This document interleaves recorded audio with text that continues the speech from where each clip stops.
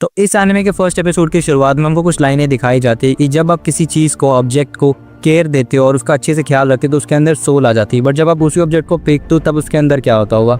तब हमें एक लड़की दिखाई जाती है जिसकी डॉल फट जाती है। उसकी मॉम कहती है कि तुम चिंता मत करो, एक नई डॉल ले लेते और तुम इसको फेंक दो। हालांकि ये डॉल इतनी खराब नहीं हुई थी, बट ये लोग अमीर थे और इनके पास पैसे थे तो ये आराम से अफोर्ड कर सकते थे। और इसकी बेटी भी मान जाती है और वो डॉल को कचड़े के बैग में डाल देते हैं ये लोग, और सारा का सारा कचरा एक पॉट होल टाइप जैसी जगह में फेंकते हैं। और वो पॉट होल वाली टाइप एक पाइप से कनेक्टेड होती है जो कि इस ट्रक में जारी होती है, और वो ट्रक सीधा एक बिल्डिंग के अंदर जाने वाला होता है। फिर एक और लाइन दिखाई जाती है कि इंसान किसी भी ऑब्जेक्ट को जिसको एक टाइम पे बहुत पसंद करता था उसको कचड़ा बनाने से पहले बिल्कुल नहीं सोचता, जस्ट बिकॉज उसके अंदर अब कोई वैल्यू नहीं बची है उस इंसान को देने के लिए। उसके बाद हम एक आदमी को देखते हैं जो कि इसी बिल्डिंग के बाहर खड़ा था जहाँ सारा कचड़ा होता है, और ये आदमी फिर पूछता है और फुल स्पीड से बिल्डिंग के अंदर जाने लगता है। कभी गार्ड देखता है कि एक रूम में हलचल हो रही है, और उस रूम के अंदर जैसे ही देखता है तो वहाँ पे वही आदमी कचड़े में कुछ ढूंढ रहा होता है, कचड़ा चुरा रहा होता है। वो अगर इसको गन पॉइंट पे रख देता है और बोलता है तुम ही हो ना वो कचड़ा चोर जो इतने सालों से कचड़ा चुरा रहे हो, इतने महीनों से, और गंद फैलाना चाहते हो, पर अब बहुत हो गया। और फिर वो एक सायरन बजा देता है। ये आदमी कुछ नहीं बोल रहा था,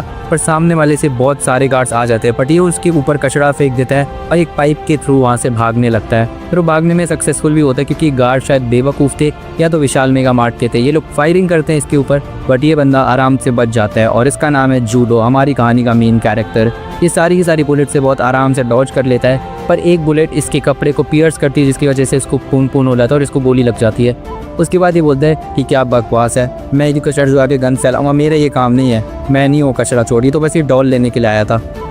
तभी हम लोग एक आदमी को देखते हैं जिसके सामने दो लड़कियां बात कर रही होती कि कल फिर कचरे की चोरी हुई है, ये लोग क्यों हमारे शहर को गंदा करना चाहते हैं। वो पक्का दूसरी तरफ से आया होगा, और फिर वो इस आदमी को देख के बोलते हैं कि इसके कपड़े भी इतने गंदे लग रहे हैं, पक्का दूसरी तरफ से आए, इन लोग को यहाँ आने नहीं देना चाहिए, ये लोग हमारे शहर को पूरा का पूरा गंदा कर देंगे। फिर हमको दिखाई जाती एक अलग ही सीन, दो दुनियाएं दिखाई जाती है जहाँ पे एक हेल्दी और बहुत अच्छी जगह थी और एक थी कूड़े कबाड़े वाली जगह जहाँ पे हर तरफ गंद फैला था और शायद ये गरीब लोग थे। तभी टू द पॉइंट बात करूँ तो उसके बाद हम देखते हैं कि एक तरफ सारे के सारे अमीर लोग रहते थे जहाँ पे बहुत अच्छी बिल्डिंग्स थी, दूसरी तरफ ये था। अब हमारा जूडो साहब भी कचरा लाया था, वो उसको ठीक कर रहा होता है, पर तभी वहाँ पे उसकी दोस्त चीवा आ जाती है और वो कहती है कि तुम फिर कचरा चुराने के लिए चले गए। तो फिर वो कहता है कि मैं कचरा चुराना नहीं चाहता था, बट वो लोग फालतू की चीज़ें फेंकते रहते हैं, मतलब जो चीज़ काम में आ सकती है, जो रिपेयर हो सकती है, उसको फेंकने का क्या मतलब, मैं उसी को चुरा के अपना बस डेली एक्सपेंस निकालता हूँ। फिर ये बोलते कि और तुम्हें मेरी चिंता करने की कोई ज़रूरत नहीं है, मैं अपना ख्याल रख लूँगा। उसके बाद वहाँ पे कुछ लड़के आ जाते हैं जो कि इसका मजाक उड़ाने लगते हैं कि यहाँ पे कितनी बदबू आ रही है, और वो कहते हैं लड़की को कि तुम इससे दूर हो जाओ, ये कितने बदबू मार रहा है, तुमने देखा है ना ये कैसा लगता है और कैसा है इसकी हालत। फिर वो यहाँ पे हमें पता लगता है कि ये सारे के सारे जो लोग यहाँ पे रहते हैं, क्रिमिनल्स के बच्चे, जो भी क्राइम करते हैं लोग, वो लोग इस एरिया में आ जाते हैं, और ये सारे के सारे लोग उन्हीं के बच्चे। ये लोग जूडो का बहुत मजाक उड़ाने लगते हैं, इसके ग्लव्स का मजाक उड़ाने लगते हैं कि ये तो बचपन से ग्लव्स पहने रहते हैं, इसके हाथ में आए क्या। फिर इसके पापा के बारे में बोलने लगते हैं कि यहाँ पे सारे क्रिमिनल्स है, बट इसके पापा की तरह किसी ने जाके लोगों को मारना चालू नहीं करा, गार्ड्स को, जस्ट बिकॉज वो क्रिमिनल है। ये सुन के जूडो को गुस्सा आ जाता है और ये सारे लोग डर जाते हैं और यहाँ से जाने लगते हैं, और ये बोलता है कि मेरे को पता था तुम्हारे अंदर भी वही किलर इंस्टिंक्ट्स और तुम भी एक दिन किसी की जान ज़रूरी होगे। चीवा कहती है कि तुम चिंता मत करो, मुझे तुम पर पूरा भरोसा है कि तुम अपने डैड की तरह नहीं बनोगे और किसी का खून नहीं करोगे। फिर ये बंदा बोलता है कि हाँ मैं जानता हूँ, ये थोड़ा शर्मा भी रहा होता है। तभी जो चीवा की नज़र डॉल पे पड़ती है और वो बताता है कि ये डॉल वो इसी के लिए लाया था, बट उसको बताता नहीं है सीधा, और ये डॉल वॉल की बात सुन के इसको बहुत ज़्यादा शर्म आने लगती है और ये ब्लश करने लगता है। ये डॉल दे उससे पहले उस लड़की की माँ वहाँ पे आ जाती है और वो चीवा को डॉल नहीं दे पाता। उसके बाद हम लोग देखते हैं कि ये शाम की टाइम जब घर जा रहा होता है, इसका ये घर होता है, तो वहाँ पर वही डायरी वाला आदमी होता है जो कि इसको बोलता है कि तुम आज भी उसको अपने दिल की बात नहीं बता पाए ना। ये सब सुन के जो जूडो होता है वो भी कहता है कि बहुत शर्माता है और अजीब सा रिएक्ट करता है जैसे नॉर्मली लड़के करते हैं। उसके बाद हम देखते हैं कि वो बंदा बोलता है कि तुम्हें उसको अपने दिल की बात बता देनी चाहिए, पर फिर हम देखते हैं कि सीरियस बात करते हैं कि तुम्हें कचड़ा नहीं चुराना चाहिए, तुम जानते हो ना अगर तुम्हें कुछ हो गया तो अपने आप को माफ़ नहीं कर पाऊंगा, जस्ट अपनी नॉर्मल ज़िंदगी जियो, मैं अपना बेस्ट ट्राई कर रहा हूँ नॉर्मल ज़िंदगी देने की। दरअसल ये इसका अंकल है, इसके मॉम एंड डैड बचपन में मर गए या कहीं गायब हो, उनको पेट में फेंक दिया गया था, पेट क्या है वो आगे पता चलेगा। और ये अंकल है, ये दोनों एक दूसरे को जान से भी ज़्यादा प्यार करता है, इसी ने जूडो को बचपन से पाल रखा होता है, और ये बार बार उसको चीवा को दिल की बात बताने के लिए छेड़ता रहता है जिसकी वजह से गुस्सा होता है। पर इसने साफ साफ बोला था कि अब से चोरी मत करना, अपना ध्यान रखना।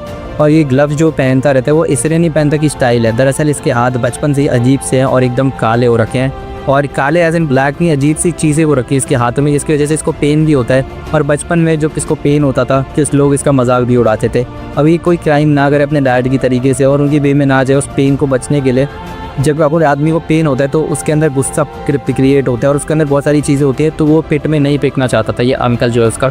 इसलिए इस ग्लव्स को छुपाने के लिए लोग को इसकी मदद कर नहीं रहे थे, सारे के सारे लोग को इसका मजाक उड़ा रहे थे। बट इसके अंकल ने इसको 2 ग्लव्स ला के दिए, जिसकी वजह से इसको दर्द होना बंद हो गया, कम हो गया और इसके हाथ भी छुप गए, तो ये अब इसको पेन नहीं होता। तो बट लोग तो कहेंगे ही, पहले इसके हाथ पे कहते थे, अब ग्लव्स पे कहते हैं। उसके बाद हम देखते हैं कि ये बोलते हैं कि तुम कल उसको जाके अपने दिल की बात ज़रूर बता देना, ये डॉल भी तुम उसी के लिए लाए हो ना चुरा कर।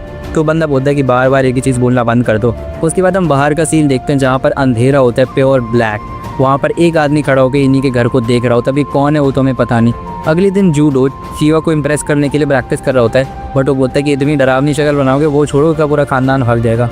उसके बाद ये बंदा भागता है चीवा की तरफ जाने के लिए, बट चीवा का घर पिट की साइड होता है, तो वो पिट की तरफ जा रहा होता है जहाँ पर एक आदमी का एग्जीक्यूशन हो रहा होता है और वहाँ पे कोई मरने वाला होता है। जैसे ही ये देखता है वो चीज़, तो वहाँ जल्दी से भाग कर जाता है, मतलब अनाउंसमेंट टाइप की होती है। पिट एक जगह जो कि पूरी काली है, कोई नहीं जानता उसके एंड में क्या है। और जब भी कोई इंसान कोई क्राइम करता है, कोई गुनाह करता है, तो उसको पिट से नीचे फेंक दिया जाता है, जिसकी वजह से उसकी मौत हो जाती है। और आज तक कोई पिट से लौट कर वापस तो आया नहीं, क्योंकि कोई जानता ही नहीं पिट के एंड में है क्या। तो चीवा बताती है कि ये पिट यहाँ पर रिश्ते बनाई गई थी ताकि हम लोग इसको देखें, डरे और हम कोई क्राइम व्राइम ना करें। वो लड़की वापस इसको बोलती कि तुम वो जब चुराना वराना बंद कर दो, वरना मैं नहीं चाहती कि तुम भी किसी दिन पकड़ जाओ और पेट में चले जाओ। तो वो बंदा बोलता है कि हाँ, मेरे को अंकल भी यही सब कहते हैं। तो ये बोलते हैं कि भी अंकल भी तुमसे बहुत प्यार करते हैं। अब ये सुनने के बाद जूडो एक सेकंड के लिए सोचता, क्या एक सेकंड, तुम भी का क्या मतलब है। और ये इस लाइन सुनने के बाद चीवा भी बहुत ज़्यादा शर्मा जाती है, which made it very clear कि चीवा भी इसको लाइक करती है या थी जो भी है। इसके बाद ये डॉल जो चीवा के लिए लाया था, बड़ी मेहनत से उसको देने की कोशिश करता है, बट ये बहुत ज़्यादा शर्मा रहा था। बट बहुत कोशिश करने के बाद ये डॉल जो उसके लिए लाया था वो उसको सीधा जाकर दे देता है, और चीवा भी उसको हंसते खेलते एक्सेप्ट कर लेती है। इसको तो कल ये डॉल पसंद आ गई थी, और ये बोलने के बाद इसके पास कोई शब्द बचे नहीं था बोलने के लिए, इसलिए तुरंत ही वहाँ से भागकर वापस आ जाता है और उसके साथ ज़्यादा बातें नहीं करता है। पर इसने अभी भी उसको अपने दिल की बात नहीं बताई थी। वापस जाते हुए ये कुछ गार्ड से टकरा जाता है, पर ये गार्ड्स क्यों थे यहाँ पर वो समझ नहीं आ रहा था कि गार्ड्स का यहाँ पर अभी काम क्या है। पर ये बंदा बोलता है कि अगर मैं घर गया तो वो वापस बोलेंगे यार कि मैंने उसको अपने दिल की बात तो बताई नहीं। अब ये गेट पे खड़े हो गए सब सोच गया था, पर जैसे ही ये गेट खोलता है तो वहाँ आपका नज़ारा कुछ और ही था, क्योंकि ये एकदम चौंक जाता है और इसका चेहरा बता रहा था कुछ गलत है। और वहाँ पे वही आदमी खड़ा था जो कि इसके अंकल को मार रहा होता है, और उसके छाती के अंदर एक बहुत बड़ी तलवार होती है और वो बहुत ज़्यादा तड़पा के मार रहा था। जूडो को गुस्सा आता है और उस आदमी पर अटैक करने की कोशिश करता है, और वो आदमी बहुत ज़्यादा बड़ा था और ताकतवर भी था, तो वो जूडो को मार पीट के साइड में फेंक देता है। और इसके बाद उसके अंकल को तड़पा के मारते हैं, बट जूडो की उतनी ताकत थी कि वो उठ के उसको कुछ करे। और वो बंदा अपनी किताब लेता है और वहाँ से उठकर चले जाता है बिना कुछ, एक विदाउट अ स्क्रैच, मतलब एक आदमी का कत्ल हो गया और विदाउट अ स्क्रैच भाग गया। जूडो अंकल के पास जाते हैं उन्हें बचाने के लिए, पर उसके अंकल एक ही चीज़ बोलते हैं कि जल्दी भागो यहाँ से। जूडो को समझ नहीं आ रहा था कि सब चल क्या रहा है, पर जूडो को समझ पाता उससे पहले उसके अंकल दम तोड़ देते हैं। और तभी यहाँ पे वही गार्ड्स बार्जिंग कर दे और वो बोलते कि तुमने वापस कत्ल कर दिया, तुम भी अपने बाप की तरह ही हो। और उसके बाद हम देखते हैं कि जूडो उनको समझाने की कोशिश करता है, बट वो लोग नहीं समझते और कहता है कि सीधा सीधा दिख रहा है कि तुमने मर्डर कर दिया अपने अंकल का। और जूडो को अब रियलाइज़ हो कि हाँ, उसने अंकल अपने खो दिया हमेशा के लिए। जूडो बहुत ज़्यादा समझाने की कोशिश करता है, पर उसका कोई पॉइंट होता है नहीं, क्योंकि कुछ नहीं होने वाला था। अब चीवा और बाकी सारे लोगों को पता लग जाता है कि इसके अपने बाप की तरह इसने भी एक कत्ल कर दिया और इसको भी पेट में फेंकने की तैयारी करी जा रही होती है। इसको सारे लोगों के सामने लटका दिया जाता है और सब लोग एक ही चीज़ बोल रहे थे कि जल्दी फेंको इसको, जल्दी फेंको। और फिर जूडो सोचते कि ये सब क्या हो रहा है, और फिर उसकी नज़र भीड़ में से जाती है और उसकी नज़र पड़ती है अपनी लवर चीवा पे। वो चीवा को बोलता है कि मैंने एक खून नहीं करा है, तुम्हें उस कातिल को ढूंढना होगा, वो अभी भी हमारे बीच ही है। पर चीवा बोलते कि मैंने तो सोचा भी नहीं था तुम ऐसा करोगे, बट तुम भी अपने पापा की तरह ही निकले। और वो उसकी डॉल वहीं फेंक कर चली जाती है। उसके बाद हम देखते हैं कि ये बंदे को समझ नहीं आ रहा था कि किसी कोई उसको प्यार ही नहीं करता था उसके अंकल के अलावा। इतने सारे लोगों के बीच मैं सबको मार दूंगा, ये सारे लोग खराब है, सब गंदे हैं। और ये जैसे अपना हाथ उठाता है तो उसके हाथों के बीच में से उसका कातिल उसको दिखता है, पर वो कुछ बोल पाए या वो कुछ कर पाए इससे पहले ही इसको पेट में फेंक दिया जाता है और ये पिट के अंदर गिरता जाता है। पिट का एंड है क्या उसको समझ नहीं आ रहा था, बट ये एक चीज़ सोच लेता है कि अगर ये ज़िंदा बच गया तो किसी को भी नहीं छोड़ने वाला। बहुत टाइम हो गया था इसको गिरते हुए, बट ये अभी भी कहीं पे पहुंचा नहीं था।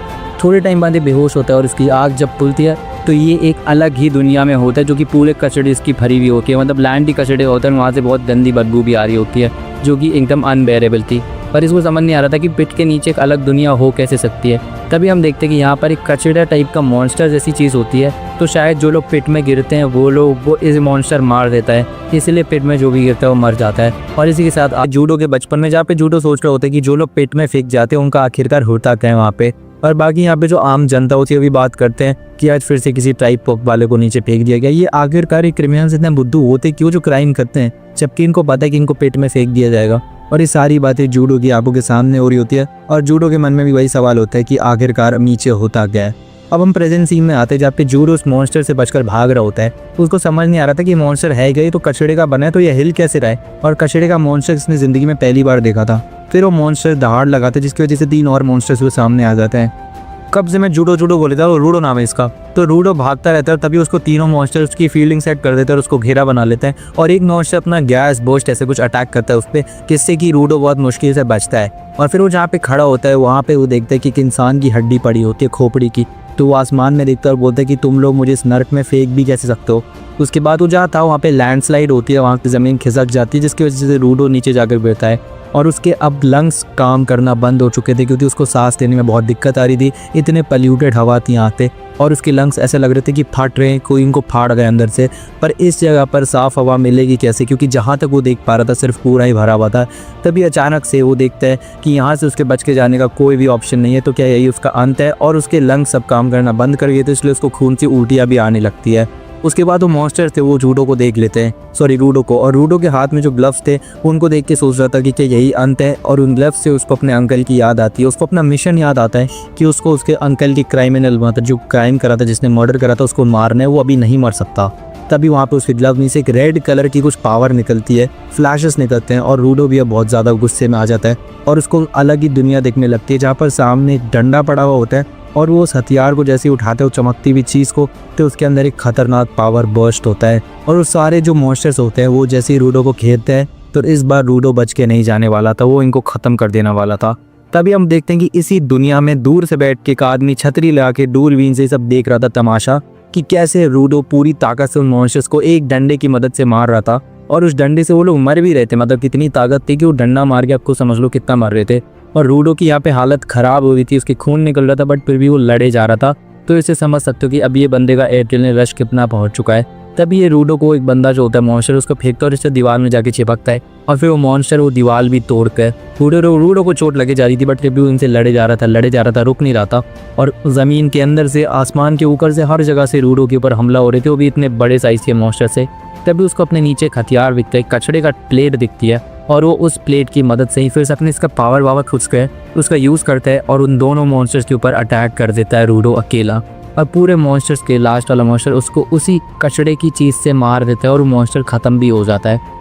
रूडो को लग रहा था कि अब उसके दिन ख़त्म हो गए लड़ाई के और अब वो आराम से रह सकता है, पर तभी वो पीछे घूम के देखता है तो मॉन्स्टर्स वापस रीजनरेट करने वाला था। तो इसका मतलब रूडो उसको नहीं मार सकता, क्योंकि जितनी बार मारेगा और रीजनरेट कर लेगा तो ये बस अपना स्टैमिना ख़त्म कर रहा है। तो फिर से भागने अब लगता है क्योंकि इसको मारा नहीं जा सकता। तभी हम देखते हैं कि मॉन्स्टर जो होता है रूडो पे हमला कर देता है और रूडो एक जगह जाकर गिर जाता है। पर जब वो आके कूदता है तो वो उसी छतरी वाले आदमी के नीचे पड़ा होता है और वो छतरी वाले आदमी को देखकर शौक हो जाता है कि आखिरकार ये है कौन। और रूडो की हालत ख़राब हो रही होती है, तो बंदा रूडो को उठाता है। रूडो बहुत सारे सवाल पूछ रहा होता है, बट वो किसी के सवाल का जवाब नहीं दे रहा होता और एक गैस मास्क लेता है और रूडो के मुंह पे लगा देता है, जिसके बाद रूडो को एकदम आराम से सांस आ रही थी। इसके बाद उस गैस वाले आदमी से, मतलब उस मास्क वाले आदमी से कई सारे सवाल पूछता है और उस मास्क वाला आदमी कुछ भी नहीं बोलता, सिर्फ उसको इशारे में बोलता है कि अपना मुंह बंद रखो। रूडो ऐसा नहीं करता, बार बार उससे सवाल पूछता और वो आदमी बार बार एक ही बोलता है कि अपना मुंह बंद रखो। रूडो बोलता है कि जब तक तुम मुझे मेरे सवालों का जवाब नहीं दोगे तब तक मेरा मुंह बंद नहीं होने वाला। तो वो बंदा अब गुस्सा होने लगता है कि इतने सारे सवाल पूछे जा रहे हैं, तो ये बंदा भी अपना काम खो देता है और वो भी तेजी से चिल्लाने लगता है कि तुम ऊपर से आए हुए आदमी हमेशा ऐसे ही होते, तुम्हें दिमाग तो होता है नहीं, तुम बच गए, शुक्र मानो। ये जो मॉन्स्टर है ना, ये इंसान की आवाज़ से ही चलता है, इसलिए मैं तुम्हें कब से चुप रहने के लिए बोल रहा हूँ। और मुझे देखो, मैं भी तुम्हारे साथ चिल्ला रहा हूँ। जो तुमने कचड़ा फेंकते हो ना, पर उसी कचड़े से बनाए मॉन्स्टर, ये कचड़ा खाता है, तुम्हें भी खाता है और सबको ख़त्म कर देगा। और जो मॉन्स्टर होता है वो इस आदमी पे हमला कर रहा होता है जब ये भाषण दे रहा होता है कि तुम्हारी वजह से मेरे को गुस्सा आ गया और मैं भी चिल्लाने लग गया। वो मॉन्स्टर जैसे इसके ऊपर हमला करने वाला होता है तो उसकी जो छतरी होती है उसमें भी रूडो की तरह ही रूडो के अंदर से रेड फ्लैशेस निकल रहे थे और इसके हथियार में से येलो। अब उसकी छतरी जो होती है वो एक वेपन टाइप की बन जाती है और मॉन्स्टर जैसे इनके ऊपर अटैक करता है तो अपनी छतरी से इस पूरे के पूरे मॉन्स्टर को, जो इतना बड़ा था, उसको एक ही छतरी के घुमाव से, मतलब एक ही स्पिन से ख़त्म कर देता है। और ये जो बंदा था, अब ये रीजनरेट भी नहीं कर रहे थे मॉन्स्टर्स इस बंदे के हथियार से मरने के बाद। फिर रूडो समझ जाता है कि ये कोई आम अम्ब्रेला नहीं है और अब यहाँ पे बहुत सारे मॉन्स्टर्स आ गए थे जिनको ये बंदा एक ही झटके में मार देता है, मतलब एक ही बार जाता है मारने के लिए और सबको ख़त्म कर देता है विदाउट मतलब जितनी दिक्कत रूडो को हुई थी उतनी दिक्कत इसको नहीं हो रही थी। तभी वहाँ पर एक बहुत बड़ा मॉन्स्टर आ जाता है जो कि नॉर्मल मॉन्स्टर से काफ़ी ज़्यादा बड़ा था इन साइज़। तो वो एक बहुत बड़ा बॉल बनाता है शायद वो जंक का, और बॉल सीधा इसके ऊपर फेंकता है, पर वो अपनी छतरी का इस्तेमाल करता है और उस पूरे बॉल को ख़त्म कर देता है। उसके बाद वो अपनी अम्ब्रेला का यूज़ करता है और एक सुपर मेथड या सुपर कोई अटैक होता है उसकी मदद से इस पूरे के पूरे जो मॉन्स्टर होता है उसको एक ही झटके में ख़त्म कर देता है। और ये सब रूडो की आंखों के सामने हो रहा होता है। और अब वो अपना मास्क उतारता है और बोलता है कि तुम्हारा स्वागत है इस दुनिया में। और उसके बाद वो अपना इंट्रोडक्शन देता है कि मैं हूँ एक क्लीनर जो कि इस दुनिया में साफ़ सफाई का काम करता है। और उसको सांस नहीं आई थी, बोलते कि तुम्हारे चक्कर में मैंने अपना मास्क भी नीचे कर दिया, तुम कितनी दिक्कत देते हो मेरे को। अब रूडो को कुछ समझ नहीं आ रहा था सर हो क्या रहा है, और बहुत ज़्यादा थक भी गया था, इसमें पास आउट हो जाता है, मतलब बेहोश हो जाता है। अब रूडो के बचपन का सीन दिखाया जाता है जहाँ कोई एक दिन पिट पुटाकर घर पे आया था। तो उसके अंकल पूछते था तुम फिर पिट क्या हो, तो कहते कि हाँ मैंने उनको वो बात बोली जो आपने मुझे बोली थी। तो वो लोग पहले हंसे कर मेरे को पानी फेंका और मुझे मारा। तो फिर वो ज़्यादा वो तारीफ़ करता है रूडो की, क्योंकि उसने पलट के उन लोगों को नहीं मारा। शायद इसके अंकल को पता था रूडो की ताकत के बारे में। तो ये बंदा बोलते कि पर उन लोगों ने मेरे को मारा क्यों, मैंने तो वही बोला था जो आपने बोला। तो इसने बोला कि मैंने तो तुम्हें एक ओल्ड लेजेंड बोला था कि तुम किसी भी चीज़ से अगर बहुत ज़्यादा अटैच होगो तो उसमें सोल आ जाएगी। जैसे कि टावल है, टावल को भी तुम अच्छे से रखते हो ही, तुम अच्छे से साफ करते हो, तो शायद इसमें भी सोल आ जाएगी या इसमें भी सोल है। कि रूडो बोलते कि क्या मेरे ग्लव में भी सोल आ सकती है। तो ये बोलते कि क्या पता तुम्हारी ग्लव में भी सोल हो। और ये सुन के रूडो का दिमाग फट जाता है। रूडो की आँख जैसी खुलती है तो वो देखते हैं कि वही बंदा उसको चेन से बांध कहीं ले जा रहा था। अब रूडो बोलते कि ये सब कहते हो, बोलते कि मैं जा रहा था तो मैंने सोचा था मैं अकेला छोड़ूंगा नहीं, तो मैं साथ में लेके चलूँ। अब वो रूडो को चेन से बांध के ले जाता है। रूडो छूटने की कोशिश कर रहा था और उसका कोई फ़ायदा होता है नहीं। अब वो बंदे को बोले जा रहा था कि मेरे को ऊपर जाना है, मेरे को बदला लेना है, मेरे को ऊपर जाना है। तो बंदा रुक के बोलते हैं ये अभी पॉसिबल नहीं है, तुम्हें क्या लगता है तुम इस आसमान को चीर के ऊपर पहुँच जाओगे?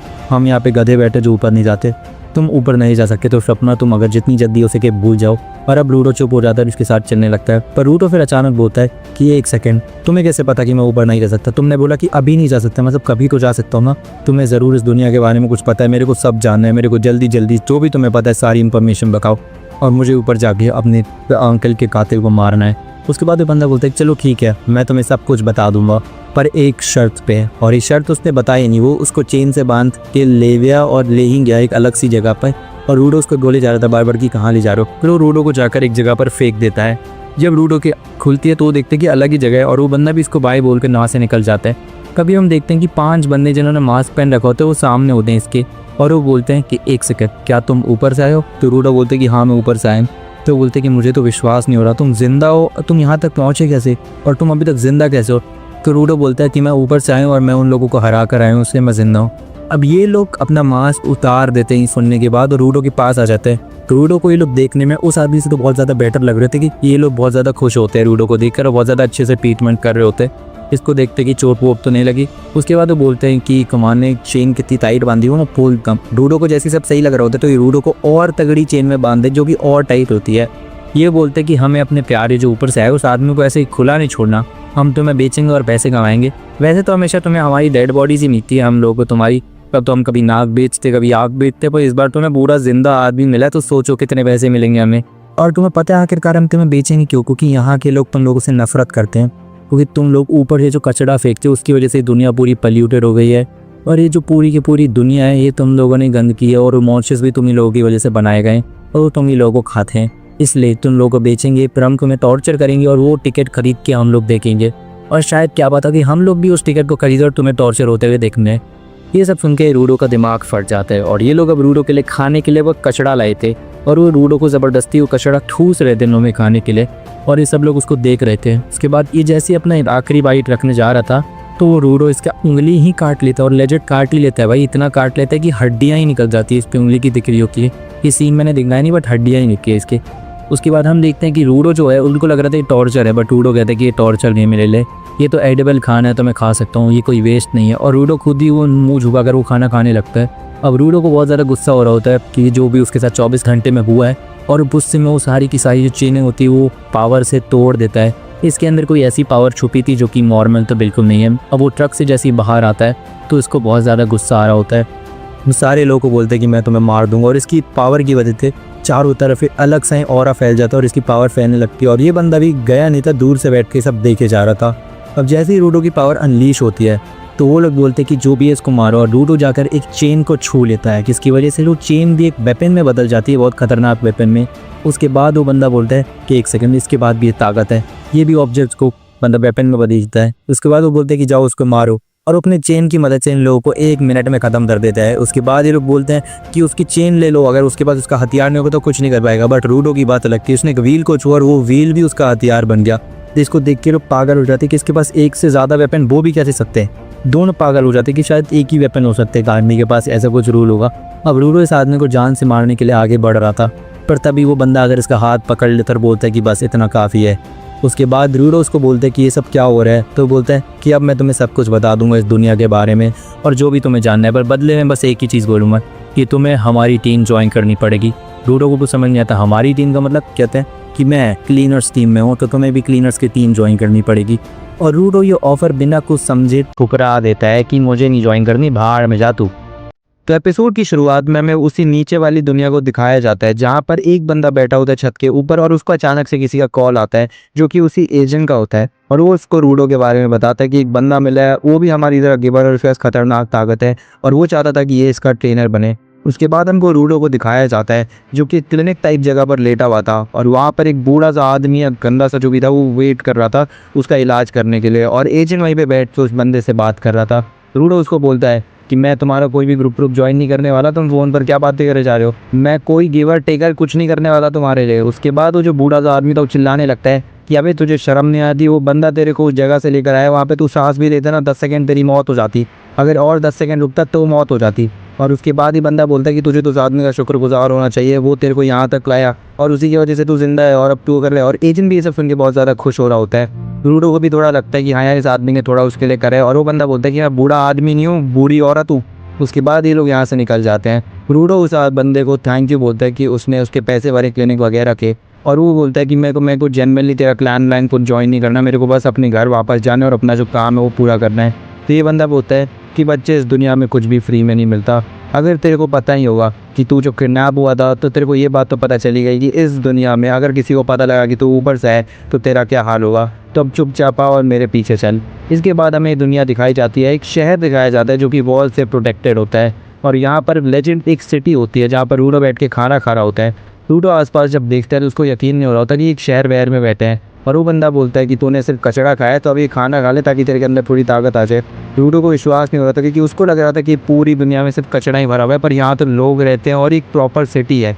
अब वो बंदा इसको यहाँ की पावर्स के बारे में बताने लगता है कि यहाँ पर जो मॉन्स्टर्स है उसको ऐसे ही कंट्रोल नहीं होता कि उनके अंदर जान है। दरअसल यहाँ पर एक पावर है जिसका नाम है एनिमा, और ये एनिमा उन्हीं कूड़ों से फेंका गया है जो तुम यहाँ पर आते हो। ये एक तरह का ऐसी चीज़ है जो मैं समझा नहीं सकता, बट इसी एनिमा से वो मॉन्स्टर्स बने हुए होते हैं, और वो मॉन्स्टर्स ह्यूमंस पर अटैक करते हैं उनको देखते के साथ ही, और वो ज़्यादातर कचड़ों से ही बने होते हैं तो उन पर नॉर्मल हथियारों का कोई भी असर नहीं होता। उनको मारने के लिए हमें चाहिए वाइटल इंस्ट्रूमेंट्स जिनके अंदर एनिमा का पावर होता है, जो हथियार एनिमा को प्रोसेस कर पाते हैं, और कुछ ही लोग बस एनिमा को अपनी बॉडी से निकाल पाते हैं, जैसे कि तेरे ग्लव्स में एनिमा का पावर है। उसके बाद वो बोलता है कि जैसे एक शेफ़ अपना इस्तेमाल करता है, पेन यूज़ करता है ऑथर, ऐसी धीरे धीरे चीज़ों के अंदर एनिमा आने लगता है। अगर तुम किसी चीज़ को बहुत अच्छे से केयर करो, उसको ट्रीट अच्छे से करो तो उसके अंदर एनिमा आ जाता है। कुछ ही लोग हैं जो इस पावर का यूज़ कर सकते हैं, और जो इस पावर का यूज़ कर सकते हैं उनको बोला जाता है गिवर्स। तुम भी एक गिवर और मैं भी एक गिवर हूँ, और हमें इस ताकत का यूज़ करके उन मॉन्स्टर्स को हराना था, जो कि हम हरा भी आए हैं बट वहाँ पे बनते रहते हैं। इसलिए हमने एक ग्रुप फॉर्म करा है जिसका नाम है क्लीनर्स। इसलिए हमें ज़्यादा से ज़्यादा गिवर्स चाहिए ताकि हम उन मॉन्स्टर्स को हरा सकें। उसके बाद हम देखते हैं कि यहाँ पर ये बंदा बोलता है कि तू वापस जाना चाहता है ना, पर रूडो बोलता है हाँ, तो बोलता है कि पर मेरे को उसके बारे में कुछ भी नहीं पता है कि ऊपर कैसे जाते हैं। तो रूडो बोलता है कि क्या तू बात तो ऐसे कर रहा था कि तेरे को पता है और अब तू बोल रहा है तेरे को नहीं पता। तो ये बहुत ज़्यादा उल्टा सीधा बोलने लगता है कि यार क्या बकवास है। अब वो बोलता है कि मेरे बॉस को शायद इसके बारे में पता होगा। तो रूडो बहुत ज़्यादा थक जाता है कि पहले तेरे से बात करो, फिर तेरे बॉस से बात करो, यार क्या क्या करना पड़ेगा इस दुनिया में मेरे को। उसके बाद बंदा बोलता है कि ये ग्लव्स तेरे को किसने दिए। तो रूडो बोलता है कि ग्लव्स मेरे डैड ने मेरे को दिए थे और ये उनकी आखिरी निशानी है, इसके अलावा मेरे पास कुछ भी नहीं है उनका। तो बंदा बोलता है कि हाँ अब समझ में आया कि तू इनके अच्छे से ख्याल रखता है, इसलिए इनके अंदर एनिमा का पावर आया है।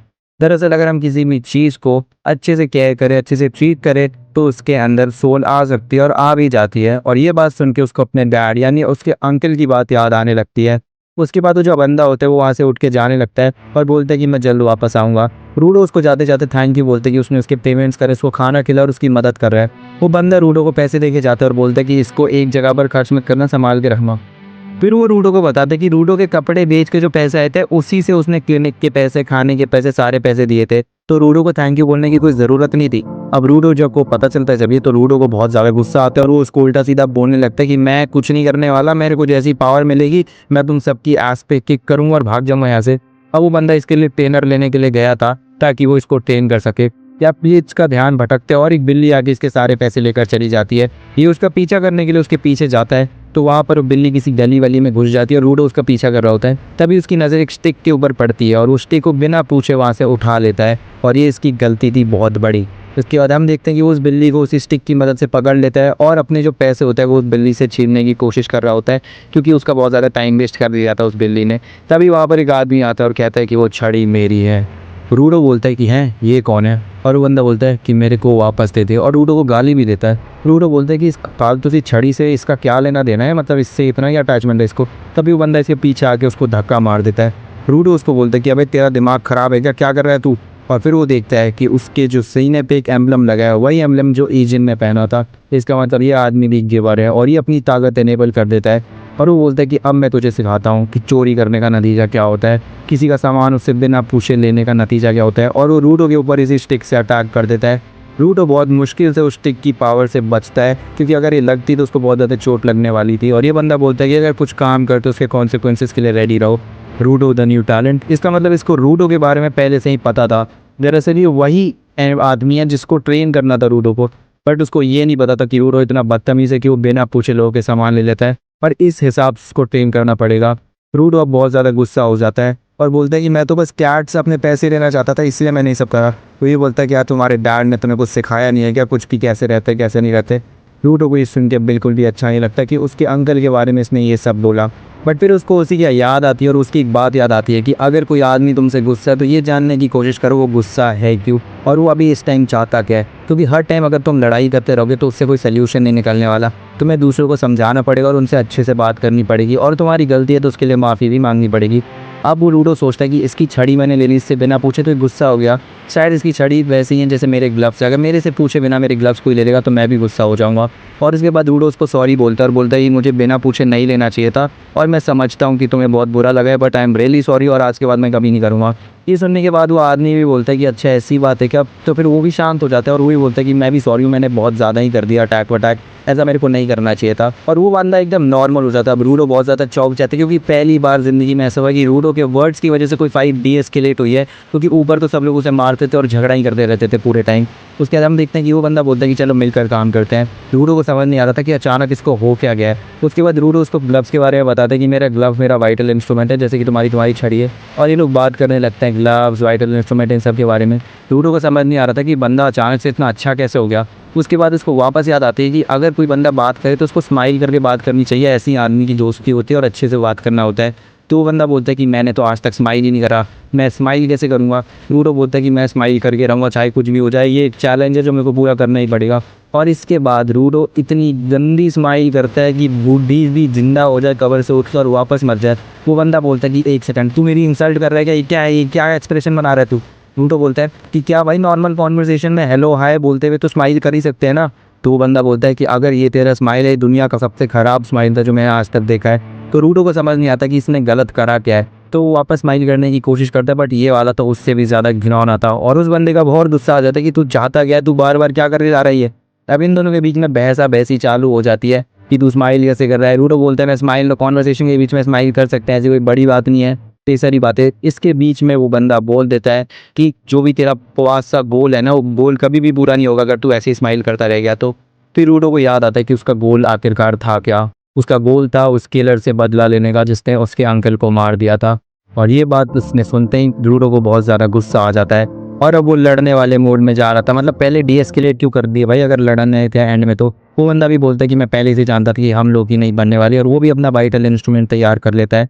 रूडो के पास कोई हथियार नहीं होता, वो डम्पस्टर में से एक डंडा उठा लेता है और उसको अपना वाइटल इंस्ट्रूमेंट में बदल देता है। उस बंदे को समझ नहीं आ रहा, वो सोचा था उसका ग्लव्स उसका वाइटल इंस्ट्रूमेंट है, बट बाद में उसको समझ में आता है कि इसको स्पेशल वन क्यों बोलते हैं, क्योंकि कि जिस भी चीज़ को छुएगा वो इसको अपना हथियार बना सकता है। इसके अंदर एनिमा को ट्रांसफ़र करने की ताकत है।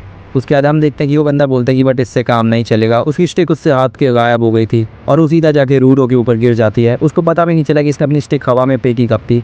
वो बंदा रूडो के ऊपर हमला कर देता है और रूडो पीछे जाकर गिरता है और वो बार बार रूडो के ऊपर हावी हुए जा रहा था और बहुत मारे जा रहा था उसको। रूडो बहुत आराम से को नहीं पर बहुत मुश्किल से बचा था और रूडो को वो बंदा फाइनली हरा देता है। बट लड़ाई के टाइम पे जो रूडो के हथियार से कुछ निकला था उसके गाल पे लग गया था और जब उसने वो देखा वो है क्या, तो उसको पता चला कि वो तो पॉटी है भाई। मतलब जो रूडो जिस चीज़ से लड़ रहा है वो टॉयलेट साफ करने वाली कोई चीज़ है और ये वाला है। तो भाई उसका दिमाग ख़राब हो गया कि क्या है। अब रूडो को भी समझ नहीं आता कि ये ऐसा बिहेव क्यों कर रहा है और बोलता है कि तू प्लंजर से लड़ रहा है। तो रूडो को तो प्लंजर के बारे में पता नहीं, तो वो उससे अटैक करने लगता है। वो बंदा पॉटी से बचने के लिए भागता है, अपनी जान बचाता है और अपना आखिरी खतरा लगा देता है भागते भागते।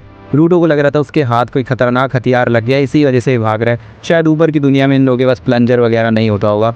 उसके बाद हम देखते हैं कि सड़क पे उस आदमी का पैर फिसल जाता है उस बिल्ली के चक्कर में और रूडो उसके ऊपर हमला कर रहा होता है उस प्लंजर से। इस आदमी के आंसू टपक रहे होते कि इसको पॉटी नहीं लगनी चाहिए, पर रूडो उसके ऊपर पूरा पॉटी का स्मैश मार देता है और उस सारी की सारी पॉटी जाके उस बंदे के ऊपर लग जाती है और इतना फेटल वाउंड लग जाता है उसको अपने दिमाग पे कि उसका ख़राब हो जाता है। तब यहाँ पे ईजन आ जाता है गाड़ी लेकर और वो बोलते हैं कि सब सही तो है। और जब उसको पूरी चीज़ के बारे में पता चलता है कि रूडो प्लंजर से लड़ रहा था और अपने ट्रेनर के ऊपर उसने पॉटी से अटैक कर दिया, तो भाई वो हंसी नहीं रुक रही थी। ये दोनों स्ट्रेस्ड आउट थे कि मैं पॉटी साफ करने वाली चीज़ से लड़ रहा था वगैरह वगैरह। वो बंदा भी थक गया था कि भाई मेरे ऊपर पॉटी लग गई, इतनी ह्यूमिलेशन मेरी ज़िंदगी में कभी नहीं हुई है। और वो बंदा होता है कि अब तो कुछ भी हो जाए मैं इससे नहीं लड़ूंगा, ये पॉटी फेंक देगा मेरे पे वरना। रूडो भी बहुत ज़्यादा स्ट्रेस था कि मैं पॉटी फेंकने वाले प्लंजर से इतना कॉन्फिडेंटली कैसे लड़ सकता था। और वो बंदा बोलता है कि चलो अब जो भी है अब हम घर जा रहे हैं, यानी क्लीनर्स के हेडक्वार्टर्स में। और इसी रूडो को बेस की तरफ ले जा रहे होते हैं, उनके हेडक्वार्टर्स की तरफ। और ये रास्ता जो होता है बहुत ही बंजर जगह से हुए जाता है जहाँ पर कोई भी नहीं रहता है और पूरा शहर खाली पड़ा था, कोई वीरान रेगिस्तान जैसे। गाड़ियाँ टूटी हुई थी और बहुत सारी अजीब चीज़ें जो ऊपर से कचरा आता है वो। फिर ये लोग टनल के अंदर घुसते हैं और टनल के बाहर जैसे ये लोग निकलते हैं तो उस टनल के बाहर ये होता है क्लीनर्स का हेडक्वार्टर। ये सारे लोग गाड़ी से उतरते हैं और रूडो जो क्लीनर्स का हेडक्वार्टर देखता है तो बहुत ही ज़्यादा बड़ा होता है। जब ये लोग हेडक्वार्टर्स के अंदर घुसते हैं तो वहाँ पे रिसेप्शन पे एक औरत बैठी होती है जो कि क्लीनर ही होती है और यहाँ पर उसके बाकी के जो दो लोग होते हैं वो उसका साथ छोड़ देते हैं। उसके बाद ये उसको लेकर जा रहा होता है और जैसे वो लड़की इसको देखती है तो समझ जाती है कि वही रूडो है। तभी अचानक जैसे इंट्रोडक्शन के टाइम पे वो एक फोक से ही दोनों मच्छरों को मार देती है और वो दोनों मच्छर को सिर्फ एक फोक से मार देती है। तो सोचो कितनी ज़्यादा मतलब एक्यूरेसी होगी। ये बोलते हैं कि मुझे तुम्हारे बारे में एजेंट ने सब बता दिया, तुम कहाँ से आए हो, तुम्हारे पावर लेवल्स क्या है, सब कुछ। और उसके बाद वो बोलते हैं कि मैं तुम्हें बस स्कैन करने वाली हूँ तो अपनी जगह खड़े रहना। इस औरत का वाइटल इंस्ट्रूमेंट इसका चश्मा होता है जिसकी वजह से सब कुछ स्कैन कर सकती है। पर जैसे ही रूडो के अंदर देखती है तो इसको उसके अंदर डार्कनेस दिखती है। इसे देखकर ये चौंक जाती है। उसके बाद यहाँ पर एजेंट इससे पूछता है कि क्या तुमने कुछ देखा। तो ये बोलती है कि इसकी फिजिकल एबिलिटीज़ ठीक है तो इसे हमें फिजिकल ट्रेनिंग कराने की ज़रूरत नहीं है, इसको बस पावर वाली ट्रेनिंग करो जिससे अपने पावर्स को कंट्रोल कर सके। पर ये उसको वो अंधेरे वाली बात नहीं बताती क्योंकि आज तक ऐसा हुआ नहीं था कि किसी अंदर देख के उसको अंधेरा दिखे। उसके बाद इससे पूछते कि तुम्हारी गर्दन पे पॉटी क्यों लगी हुई है और ये सुन के एजेंट हंसने लगता है कि बोलते कि ये उससे लड़ाई कर रहा था और इसका हंसी मजाक उड़ाने लगते हैं लोग। उसके बाद एजेंट इसको बोलता कि ये इसको बॉस से मिलवाने के लिए ले जा रहे हैं क्योंकि रूडो यहाँ पर बॉस से ही मिलने के लिए आया होता है, उसको इन्फॉर्मेशन चाहिए होती है। पर एजेंट समझ जाता है कि रिसेप्शनिस्ट ने उसको पूरी बात नहीं बताई थी और वो कुछ ना कुछ ज़रूर छुपा रही थी। और जैसे यहाँ पर एजेंट अब बाकी की डिटेल्स देने लगता है कि टोटल यहाँ पे 100 क्लीनर्स है जो कि 4 ग्रुप्स में बटे हुए हैं और अभी सब लोग मिशन पे गए हुए हैं इसलिए जगह खाली दिख रही है। पर कुछ क्लीनर्स तो होंगे ही, तो मैं तुम्हारा इंट्रोडक्शन करा देता हूँ। अब वो जैसे ही रूडो को लेकर क्लीनर्स के कमरे में जाता है और गेट खोलता है तो वहाँ पर बहुत सारे क्लीनर्स बैठे हुए होते हैं, जिसे देखकर एजेंट और रूडो दोनों घबरा जाते हैं और फिर वो गेट बंद करके बोलता है कि बाद में खुद ही कर लो, इंट्रोडक्शन मैं नहीं करवा सकता। उसके बाद ही इसको बॉस रूम की तरफ लेकर जाता है और ये उसको बोलता है कि जल्दी से मैं यहाँ पे जाऊँ और जल्दी इन्फॉर्मेशन मिले। पर एजेंट उसको वापस बताता है कि यहाँ पर इन्फॉर्मेशन फ्री की नहीं मिलती ऊपर की दुनिया की तरफ। और उसको एक और चीज़ बताता है कि बॉस से उन जो वाइटल इंस्ट्रूमेंट के बारे में वो कुछ ना पूछे। ऐसी बात नहीं है कि हम नहीं जानते, कोई भी नहीं जानता कि उनका वाइटल इंस्ट्रूमेंट क्या, और हम इसलिए नहीं पूछते कि हमें उन पर ट्रस्ट है, हम उनसे डरते नहीं है। और उसके बाद रूडो समझ जाते हैं कि बॉस ज़रूर कोई बहुत ही ज़्यादा ताकतवर आदमी है और वो उस गेट को खोलने के लिए लगता है। उसके बाद जैसे गेट खोलता है तो वो देखता है कि अंदर वाले कमरे में कोई भी नहीं बैठा हुआ होता, कमरा पूरा खाली होता है। वो रिसेप्शनिस्ट उनके पीछे से आकर उनको बताती है कि बॉस कुछ हफ्तों के लिए बाहर गए हुए और कुछ टाइम तक तो नहीं आने वाले।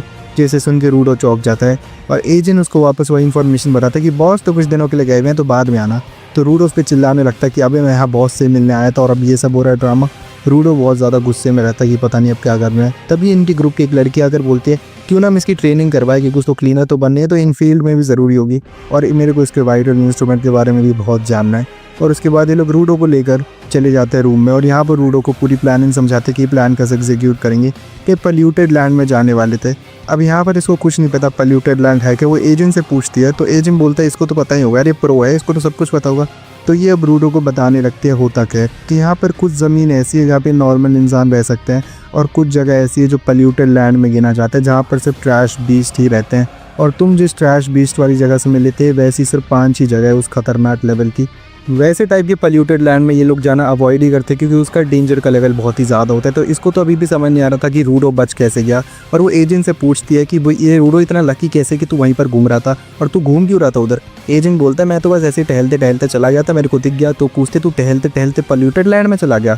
उसके बाद ये रूडो को बोलती है कि ये मास्क पहन कर जाना, क्योंकि पल्यूटेड लैंड में 15 मिनट से ज़्यादा बिना मास्क के रहोगे तो तुम्हारी हालत ख़राब हो सकती है और तुम मर भी जाओगे 15 मिनट के बाद। इसे सुन के रूडो चौंक जाता है। उसके बाद ये लोग निकल जाते हैं अपने मिशन की तरफ। सब लोगों ने मास्क पहने होते हैं और सब लोग अपनी बैटलफील्ड की तैयारी कर रहे होते हैं बैटल की। वहाँ पर सामने एक जंगल दिख रहा होता है कूड़े का, जहाँ पर बहुत सारी चीज़ होती है। रूडो ने कभी सोचा भी नहीं था कि नीचे की दुनिया में लोग रहते होंगे। उसने इमेजिन करी थी कि नीचे की दुनिया कुछ ऐसी होगी, पर लोग रहते होंगे ऐसा तो बिल्कुल नहीं सोचा। फिर वो सोचता है कि ऊपर वाले लोगों को पता है कि नीचे भी इंसान रहते हैं, उसके बावजूद वो कचरा फेंकते हैं नीचे। इसके बाद वो बोलता है कि इसको ऊपर जाना है ताकि यहाँ पर जो अच्छे अच्छे कचड़े के सामान पड़े हैं उसको ठीक करके ऊपर बेच सके और बहुत सारे पैसे कमाए। इसके बाद वो लड़की उसे बोलती है कि एक बात सुनो, ये भी हमारे साथ चलेंगे। ये क्लीनर्स के सपोर्टर्स होते हैं, इनका नाम का ग्रुप है, उसे सपोर्टर्स ही कहते हैं। इनके पास वाइटल इंस्ट्रूमेंट्स नहीं होते, ये अपनी बेयर पावर से हमारी मदद करते हैं। उसके बाद वो रूडो का इंट्रोडक्शन एक सपोर्टर से कराती है। अब रूडो जैसे उससे हाथ मिलाने जाता है तो उसकी पावर इतनी ज़्यादा होती है, ग्रिप स्ट्रेंथ, कि रूडो का हाथ ही टूटने लगता है, दर्द होने लगता है। इसलिए इनको सपोर्टर्स कहते हैं, क्योंकि इनके पास खतरनाक लेवल की ताकत होती है फिजिकल, ताकि ये उनकी मदद कर सके। उसके बाद रूडो को समझ नहीं आता कि सब हो क्या रहा है, पर वो यहाँ पर किसी के लिए बोझ बनने नहीं आया, वो भी एक क्लीनर बनना है तो क्लीनर ही बनेगा। उसके बाद यहाँ पे काफ़ी सारे ट्रैश बीस्ट आ जाते हैं जो कि कुत्ते के शेप के होते हैं, और वो सीधा आके बैरिकेड पे हमला करने लगते हैं। अब रूडो चौंक जाता है और बोलते हैं कि इतने सारे ट्रैश बीस्ट है, तुमने तो कहा था कम होंगे। तो वो कहती है कि ये बहुत कमज़ोर है, तुम्हें डरने की कोई ज़रूरत नहीं है। वो ट्रैश भी सीधा बैरिकेड के ऊपर हमला करने लगते, पर बैरिकेड नहीं टूटता। फिर वो लड़की कहती, देखा बैरिकेड तो टूटा भी नहीं ना, फालतू का टेंशन लेते हो। पर तभी उस ट्रैश बीस्ट का बाप मान लो, बड़ा भाई मान लो, वो आ जाते हैं और इनका पूरा झुंड आता है। इसे देख कर रूडो और चौंक जाता है कि इनसे कैसे बचेंगे, ये तो तोड़ देंगे। तो वो कहते हैं कि अरे डरने की ज़रूरत नहीं, ये बस उनका विकसित रूप है। तुम पोकेमॉन देखते थे ना बचपन में, वैसे ही है, इवॉल्व वर्जन, लेजेंडरी पोकेमॉन। तो ये सब उसको बताती है। उसके बाद वो बोलती है कि टेंशन मत लो, तुम्हें थोड़ा काम रहना चाहिए। उसके बाद वो उस लड़की को बोलता है कि ये सब हो क्या रहा है, और फिर वो लड़की बताती है कि अगर हम बैटल फील्ड में पैनिक कर जाएंगे तो हमारी वजह से हमारे टीममेट्स भी मर सकते हैं, इसलिए हमें हमेशा काम में रहना है, तुम भी काम ही रहा करो। उसके बाद रूडो को समझ में आता है कि वो अभी तक जितने भी क्लीनर से मिला वो सारे काम क्यों रहते हैं, एजेंट हो गया, ये हो गया, कोई भी हो गया, वो काम इसके रहते हैं ताकि पैनिक ना हो। अब रूडो जैसे सोच रहा था कि वो पैनिक नहीं करेगा, तभी बहुत बड़ा मॉन्स्टर उस पर अटैक कर देता है। इसे सुन के रूडो बोल होता है, काम रहो काम रहो काम रहो। एक ही चीज़ मंत्र की तरह पढ़े जा रहा था। उसके बाद वो लड़की कहती कि ये तो सच में बहुत ज़्यादा बड़ा है, पर मेरे को पैनिक नहीं करना। उस लड़की की भी थोड़ी थोड़ी डर गई थी। उसके बाद वो अपना वाइटल इंस्ट्रूमेंट निकालती है जो कि होता है कैची। और कैची से इतने बड़े मॉन्स्टर से कैसे लड़ने वाली है कुछ समझ नहीं आ रहा था। तभी वो अपने वाइटल इंस्ट्रूमेंट में पावर डालती है जिससे कि उसकी कैची जो होती है वो बड़ी हो जाती है, और अब वो उस मॉन्स्टर से लड़ने के लिए निकल जाती है। पर उसको मारने से पहले उसके झुंड को क्लियर करना बहुत ज़्यादा ज़रूरी था। दूसरी तरफ रूडो यहाँ पर पीछे खड़ा था और वो देख रहा था कि एक लड़की ने एक ही अटैक से 5 बीस्ट को मार दिया। अब वहाँ पर जो बाकी के क्लीनर्स होते हैं वो भी रूडो को बताते कि ये लड़की बहुत ज़्यादा ताकतवर है। तभी रूडो के पीछे से ट्रैश बीस्ट आ जाता है जिसके बारे में उनको कोई नॉलेज नहीं थी। उसको बचाने के लिए एक सपोर्टर बीच में आता है और अपने हाथ से उस ट्रैश बीस्ट को रोक लेता है। फिर उसको धरती पर पटक के उसको कमज़ोर करता है और फिर उसको उठाकर उस लड़की के ऊपर फेंक देता है। ट्रैश बीस्ट को सिर्फ वो लड़की है जो वाइटल इंस्ट्रूमेंट के हाथों मार सकती है, ये सपोर्टर्स बस उसको कमज़ोर कर सकते हैं। रूडो को ये बात समझ में आ गई थी कि इनके पास इतनी पावर नहीं है कि उसको मार दे, बट ये उसको कमज़ोर कर सकते हैं और फिर उनको दे देंगे ताकि उनका काम आसान हो जाए, इसलिए इनको सपोर्टर्स कहा जाता है। इनके ग्रुप को देख के समझ चुका कि इनका जो टीम कोऑर्डिनेशन है बहुत ज़्यादा खतरनाक है, और वो यहाँ पर किसी पे बोझ बनने के लिए नहीं आया था कि वो इनकी मदद लेगा, वो भी इनकी मदद करने के लिए यहाँ पर आया है। उसके बाद यहाँ पर वो बड़ा वाला मॉन्स्टर सीधा उस लड़की के ऊपर अटैक कर देता है और वो लड़की भी उस मॉन्स्टर के ऊपर अटैक करने के लिए रेडी हो जाती है। तभी हम देखते हैं कि बाकी के सपोर्टर्स ने एक बीस्ट को मारा था जो कि अभी भी जिंदा बचा हुआ था, वो मरा नहीं था, जिसकी वजह से वो एक सपोर्टर के ऊपर हमला कर देता है। अब वो सपोर्टर मरने ही वाला था, पर तभी रूडो अगर उसको बचा लेता है और कहते हैं कि मैं यहाँ पर आया हूँ और मुझे पता है इन्फॉर्मेशन फ्री में नहीं मिलती, तो जब तक मुझे मेरी इन्फॉर्मेशन नहीं मिलेगी तब तक मैं क्लीनर्स की ड्यूटी करूँगा। तो मैं भी हूँ आपसे क्लीनर। और वो भी अपना वाइटल इंस्ट्रूमेंट ऑन करने लगता है, बट उससे उसकी पावर कंट्रोल ही नहीं होती, मतलब अपने आप कुछ भी हो जाता है, वो उसको कंट्रोल नहीं कर पा रहा था। और वो जो ट्रेनर था, मतलब जो सपोर्टर था, वो भी मर सकता था इसके अटैक से। वो जो सामने वाला मॉन्स्टर था वो इसके जाल को तोड़ने ही वाला था, बट तभी वो लड़की वहाँ पर आकर उसको मार देती है। और फिर वो रूडो की तारीफ़ भी करती कि अच्छा काम किया। इसके बाद सपोर्टर्स हो गए, वो लड़की हो गई, सब लोग रूडो की तारीफ़ करते कि तुमने बहुत बढ़िया काम किया है, पर अब उस बड़े वाले मॉन्स्टर को मारते हैं। तो लड़की बोलती कि मैंने उसको ऑलरेडी 2-3 बार काट दिया, पर वो फिर भी मर नहीं रहा, तो मैं उसको काटते रहूँगी जब तक वो मर नहीं जाए, क्योंकि at the end of the day वो तो है मॉन्स्टर ही। ये क्योंकि ये रीजनरेट कर पा रहा था, जैसे कि हम लोग देख पा रहे हैं, और इन लोगों को समझ नहीं आ रहा था कि एक नए टाइप का मॉन्स्टर है। उसके बाद वो लड़की सीधा उस मॉन्स्टर के ऊपर अटैक कर देती है, पर वो मॉन्स्टर मरने का नाम ही नहीं ले रहा था। तभी उसको एक स्पॉट मिलता है जो कि चमक रहा था। वो जैसे ही लड़की स्पॉट के ऊपर हमला करती है तो मॉन्स्टर पागल हो जाता है। तो लड़की बोलती है ये पागल हो रहा है, ये चीख रहा है, इसका मतलब इसको और दर्द हो रहा है। तो ये बोलती है कि और चीख, और दर्द में जा, क्योंकि तेरे को दर्द हो रहा है मतलब तो उसी पोजीशन में मरने वाला है। और उसके बाद वो लड़की बार बार उसी जगह पर अटैक करने लगती है। वो मॉन्स्टर पागल होकर रूडो के ऊपर हमला कर देता है और रूडो मरने ही वाला होता है, पर तभी एक सपोर्टर आकर उसकी जान बचा लेता है। वो सपोर्टर उसको उठाकर वहाँ से भागने लगता है, क्योंकि अभी रूडो इस बड़े मॉन्स्टर से लड़ने के लिए तैयार नहीं था। और रूडो को लेकर वो जब भाग रहा होता है तो उस लड़की को देख रहा होता है जो कि खतरनाक तरीके से लड़ रही होती है उस मॉन्स्टर से। और बहुत मुश्किल से उस लड़की ने उस मॉन्स्टर को आखिरकार मार ही दिया था, पर उसको उसके अंदर से जो मिला था वो देख कर ही सब चौंक जाते हैं, क्योंकि मॉन्स्टर के अंदर से इनको ज़िंदगी में पहली बार एक वाइटल इंस्ट्रूमेंट मिला था। मतलब मॉन्स्टर्स भी अब वाइटल इंस्ट्रूमेंट्स का यूज़ कर सकते हैं, जो कि इनके लिए बिल्कुल भी अच्छी खबर नहीं है, क्योंकि आज तक ऐसा हिस्ट्री में नहीं हुआ था कि मॉन्स्टर्स के अंदर से वाइटल इंस्ट्रूमेंट निकले। अब हमें दूसरा सीन दिखाया जाता है जहाँ पे जो 4-5 लोग थे जो लोग रूडो को बेचना चाहते थे ऑक्शन में, उसके में से एक टीम का जो लीडर है उसकी आँख खुलती है। उसके सामने खुली में बंदा बैठा होता है जो कि रूडो के बारे में पूछ रहा होता है, और ये है कौन, क्या करना चाहता है। इसी के साथ आज का वीडियो खत्म हो जाता है।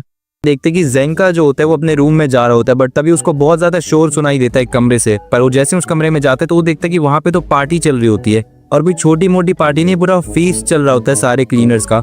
उसको कुछ समझ नहीं आ रहा होता कि इतनी ग्रैंड पार्टी आखिरकार हो क्यों रही है, क्योंकि वो तो सोने जा रहा था और इतनी रात को ये सब चल क्या रहा है। तो वो जाके उसी लड़की से पूछता है कि ये सब चल क्या रहा है। वो लड़की बताती है कि ये सारी पार्टी तो रूडो के लिए हो रही है, रूडो की वेलकम पार्टी हो रही है ये सब, इसलिए सारे लोग इतना दबा के खा रहे हैं क्योंकि सब बहुत ज़्यादा खुश है। पर जैसे ही वो आदमी रूडो को ढूंढता है तो वो देखता है कि रूडो तो एक टेबल पे सर रखकर लेटा हुआ है और बहुत परेशान है। वो जैसे उस लड़की से उसके बारे में पूछता है तो लड़की बताती है कि कल उससे अपना वाइटल इंस्ट्रूमेंट और पावर कंट्रोल नहीं हुए, इसलिए वो बहुत ज़्यादा उदास है। और इसलिए जेंका उसको बोलते हैं कि तुम लोगों ने किस तरह के मॉन्स्टर से लड़ाई करी थी। तो वो लड़की बताती है वो एक बहुत बड़ा ट्रैश बीस्ट था, बट वो कोई नॉर्मल ट्रैश बीस्ट नहीं, तो बहुत ज़्यादा ताकतवर था, क्योंकि उसका जो मेन कोर था वो एनिमा से नहीं बना हुआ था। उसका मेन कोर वाइटल इंस्ट्रूमेंट था, जिसकी वजह से उसकी बहुत ज़्यादा पावर निकल रही थी उसके अंदर से, और उसको हराने में भी बहुत टाइम लगा था। और ये पहली बार हुआ था कि ऐसा कोई वाइटल इंस्ट्रूमेंट किसी मॉन्स्टर के अंदर से निकला था। बट ये सब देखकर हम सबका दिमाग खराब हो चुका था, और इसलिए हम सब ने अपना दिमाग सही करने के लिए सोचा कि रूडो की वेलकम पार्टी करते, जिससे कि सब लोग का मूड सही हो जाए। अब हम दूसरी तरफ रूडो को देखते हैं जो सर रख के टेबल पर लेटा हुआ था। तभी उसको देखता है कि कोई टेबल पर आया है, तो जब वो सर उठाकर देखता है तो वो देखता है कि तो क्रिस है। क्रिस वही सपोर्टर है जो कि बहुत ज़्यादा स्ट्रांग है, अपने हाथों से ट्रैश मॉन्स्टर्स को मार देता है। तो वो उससे पूछता है कि आखिरकार उसे हुआ क्या है। तो रूडो उसे बताता है कि कल उससे अपनी पावर्स कंट्रोल ही नहीं हुई, पर वो क्रिस उसको बताता है कि रूडो ने तो उनकी जान बचाई थी उस मॉन्स्टर से, तो उसको तो खुश होना चाहिए। बट वो बोलता है कि बट मैं अपनी पावर्स को कंट्रोल नहीं कर पाया, और एट द एंड तुम लोगों को ही मुझे वापस बचाना पड़ा, और मैं तुम लोगों पर ही बोझ बन गया। मैं एक चुपचाप साइड में रह के मेरा काम था देखना, ऊपर भी मैं यही करता था, जानबूझ के बीच में घुसता था, और फिर उन्हें गुस्सा काबू नहीं कर पाता था, और फिर रेक्टो को आके मुझे बचाना पड़ता था। और इसलिए ये जल्दी से जल्द ऊपर जाना चाहता है, क्योंकि अगर ये जल्दी नहीं गया तो ये इन लोगों पर भी बोझ बनने वाला है। तो क्रिस ये देखकर बोलता है कि सबसे पहले तो थैंक यू, और दूसरी बात तुम बहुत ही ज़्यादा अच्छे इंसान हो, क्योंकि हम सपोर्टर्स को इतना ज़्यादा कोई मानता नहीं है। हम लोग को मानते हैं कि हम लोग ऐसे ही हैं और हमारी कोई वैल्यू नहीं है, बट तुम सोच रहे हो कि तुमने हम पर कोई बोझ डाला है, बहुत ज़्यादा अच्छी बात है। पर ऐसी कोई बात नहीं कि तुम बहुत ज़्यादा अच्छे इंसान हो, और तुमने सपोर्टर्स की भी इतनी ज़्यादा रिस्पेक्ट करी। हम पे वाइटल इंस्ट्रूमेंट नहीं है, इसलिए हमारी कोई उतनी रिस्पेक्ट करता नहीं। और फिर वो दूसरी तरफ उसकी टीममेट के बारे में बताता है कि वो भी एक सपोर्टर है और उसके पास भी वाइटल इंस्ट्रूमेंट नहीं है, पर वो एक गिवर बनने की कोशिश कर रहा है। और अगर वो गिवर बन भी गया तो उसके बाद भी वो सपोर्टर वाले ग्रुप ही में रहेगा, क्योंकि वो दुनिया को दिखाना चाहते हैं कि एक सपोर्टर का रोल भी कितना ज़रूरी होता है, और सपोर्टर भी पावरफुल हो सकते हैं। इसके बाद वो रूडो से पूछता है कि जब वो ऊपर था तो वो किस तरह का आदमी था और उसके क्या ड्रीम था, वो करना क्या चाहता था। अब रूडो को कुछ समझ नहीं आ रहा था कि इससे क्या लेना देना, और वो बहुत ज़्यादा कंफ्यूज्ड होता है और उसको कुछ भी समझ नहीं आ रहा था। और क्रिस ये देख लेता है, तो क्रिस रूडो को बोलता है कि तुम आराम से रहो, तुम्हें चिंता करने की कोई बात नहीं, और उसके सर पे हाथ फेरता है, जिसे रूडो बहुत अच्छा लगता है। उसके बाद वहाँ पे एजेंट आ जाता है और वो बोलते हैं कि क्या तुमने कुछ खाना वाना खाया क्या, और वो रूडो से बहुत बड़े भाई जैसा टाइप बिहेव कर रहा होता है। और तभी वहाँ पे बाकी सारे लोग भी आ जाते हैं और रूडो को खाना खाने के लिए बुलाने लगते हैं, या वो खाना खाते हैं। और रूडो को इनको देख के एक अजीब सी फीलिंग आ रही होती है जिसको वो एक्सप्रेस नहीं कर पा रहा था, और फिर वो इन लोगों के साथ खाना खाने के लिए चले जाता है। जब ये लोग बैठ के खा रहे होते हैं तो रूडो आजू बाजू देखता है तो यहाँ पे बहुत सारी अलग अलग तरह के लोग आए हुए होते हैं। तभी उनमें से एक गिबर होता है, वो अपना कोई स्प्रे पेंट उठाता है और दीवार पे पेंट करने लगता है। मुझे तो लग रहा था इसका वाइटल इंस्ट्रूमेंट इसका स्प्रे पेंट ही है। अब दूसरा सीन शिफ्ट होता है। दूसरे सीन में हम देखते हैं उसी आदमी को जो रूडो को बेचने की कोशिश कर रहा था, उसको मार मार के भूत बना रखा था। उसने सारी बातें जो उसको पता थी वो दूसरे वाले बंदे को बता दी थी, और सारी बातें जानने के बाद वो उस आदमी का कत्ल कर देता है और बोलता है कि ये रूडो तो बहुत ही ज़्यादा काम की चीज़ है, इससे तो एक बार मिलना ही पड़ेगा और इसको मैं अपने साथ ही रखूँगा। उसके बाद तीन वापस रिसेप्शनिस्ट पे शिफ्ट होता है, क्योंकि टेलीफोन को देखे जा रही थी। तभी वो रिंग करता है और वो जैसे ही उसको उठाती है तो उठाते ही बोलती है कि आपका काम हो जाएगा, आपको चिंता करने की कोई भी ज़रूरत नहीं है। इन लोगों को एक नया मिशन मिला था और इस मिशन को लीड कर रहा था ज़ेंका, बट उसको बिल्कुल भी समझ नहीं आता कि इस मिशन में रूडो को क्यों रखा गया और उसको यहाँ पर बुलाया भी क्यों गया है। तो रिसेप्शनिस्ट बोलती है क्योंकि इस बार रूडो का इस मिशन से लेना देना है। वो बताती है कि एक मर्चेंट एक चीज़ को ले जा रहा था, कुछ सामान को। तभी वहाँ पे एक ट्रैश बीच आके वो चीज़ को ले जाता है और अपने साथ ही रख लेता है। जिसने मदद मांगी है वो चाहता है कि हम वो चीज़ उस ट्रैश बीच से छीन कर वापस उसको दे दे, और वो जो चीज़ थी वो कोई चीज़ नहीं थी, वो था एक स्पेराइट जो कि ऊपर से आया था बिल्कुल रूडो की तरह। और ये बात बहुत ज़्यादा अजीब है कि इतने कम टाइम में दो लोग ऊपर से आए और जिंदा बच गए, और उसको लगता है कि वो शायद रूडो को जानता होगा या रूडो को कुछ इन्फॉर्मेशन मिलेगी इससे ऊपर के बारे में, इसलिए रूडो को यहाँ पे रखा गया है। अब रूडो सोचता है कि वो अगर इनके साथ जाएगा तो वो वापस बोझ बच जाएगा इनके लिए, तो वो नहीं जाना चाहता था, बट इतनी बड़ी अपॉर्चुनिटी वो मिस नहीं करना चाहता, तो इसलिए वो बोलता है कि वो इस मिशन पर ज़रूर जाएगा। और ये सुनने के बाद उसका जो क्रिस होता है सपोर्टर, उसको भी बहुत ज़्यादा खुशी मिलती है। रिसेप्शनिस्ट बोलती है कि ये मिशन तो दरअसल एजेंट को जाने वाला था, बट उसने बोला कि इसको कुछ काम है तो ये मिशन ज़ेंका को दे दो। अब ये सुन के ज़ेंका पहले तो चौंकता है और फिर एक खतरनाक रिएक्शन देता है, और उसके बाद सीन शिफ्ट होता है जिसमें ज़ेंका बहुत ज़्यादा खुश होता है कि एंजिन ने उसको ये रोल दिया है कि वो इस मिशन को लीड करे। उसके बाद रूडो जो होता है वो क्रिस को बोलता है कि वो कोई हथियार क्यों नहीं रखता अपने साथ, क्योंकि हथियार तो वो रख ही सकता है। तो बोलता है कि उसके हाथ ही उन ट्रैश बीस्ट के लिए काफ़ी है, इन कचड़े के मॉन्स्टर्स को अपने हाथों से मार देगा। ये दूसरा सपोर्टर उसे बताता है कि क्रिस के पास एक तालिस्मान है, वो हर बार मिशन पे जाने से पहले उसकी पूजा वूजा करता है। अब क्रिस उसको बोलता है चुप रहने के लिए, बट रूडो उससे और पूछता है उसके बारे में।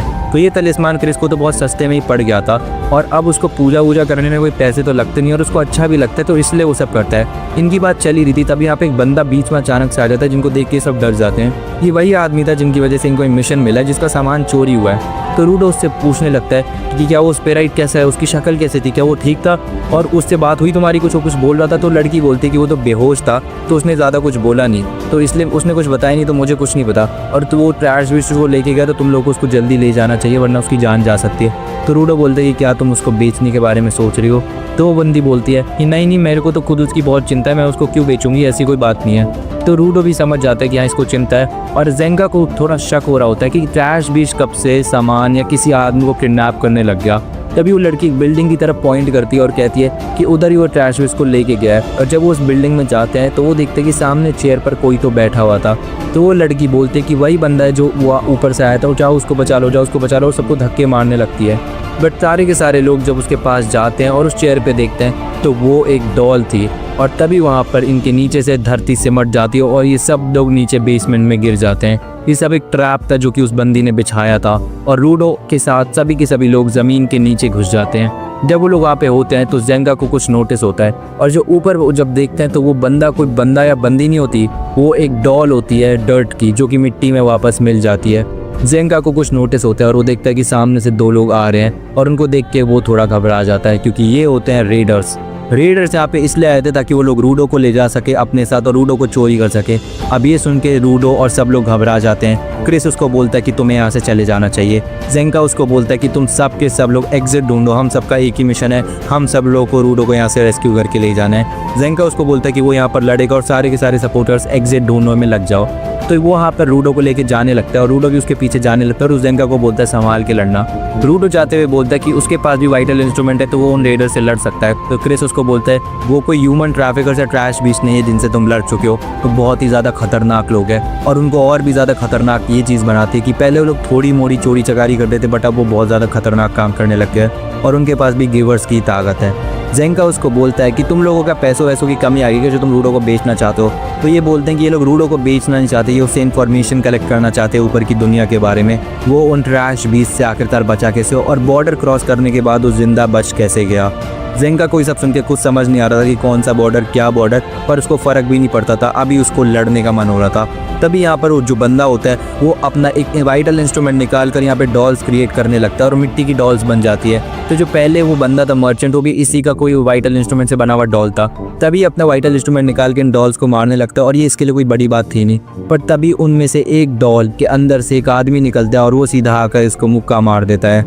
इसके बाद इसको समझ में आता है कि डॉल्स असली इनका पर्पज़ नहीं है, इसके अंदर जो आदमी छुपा है ये उससे इसको मारना चाहते हैं, क्योंकि इन लोगों को इंसानों से लड़ने का कोई एक्सपीरियंस नहीं है, जो ट्रैश बीस्ट से लड़ते हैं, इसलिए इनको जेंगा को मारना बहुत आसान होगा। जेंगा को मार देंगे, उसके बाद सारे सपोर्टर्स को मारने इनके लिए बहुत ईजी हो जाएगा और फिर ये रूडो को अपने साथ ले जाएंगे। जेंगा को इनसे लड़ने में बहुत ज़्यादा दिक्कत हो रही थी क्योंकि कौन से डॉल में वो छुपा है उसको पता ही नहीं लग रहा था। उसके बाद ये बंदा बोलता है कि जेंगा तो बहुत कमज़ोर है और ये बोलता है कि अपनी बकवास बंद कर। और उसके बाद वो बोलता है कि मेरे को एक बात तो समझ आ गई है कि वाइटल इंस्ट्रूमेंट सब तेरे पास है जिससे कि तू ये डॉल्स बना रहा है, और जो दूसरा बंदा तूने रखा हुआ है वो बस मुक्के मारने के लिए रखा हुआ है, उसके पास कोई वाइटल इंस्ट्रूमेंट नहीं है। उसके पास जो चप्पल उसने पहनी है वो बस इसलिए पहनी है ताकि मिट्टी में उसका पैर ना फिसले।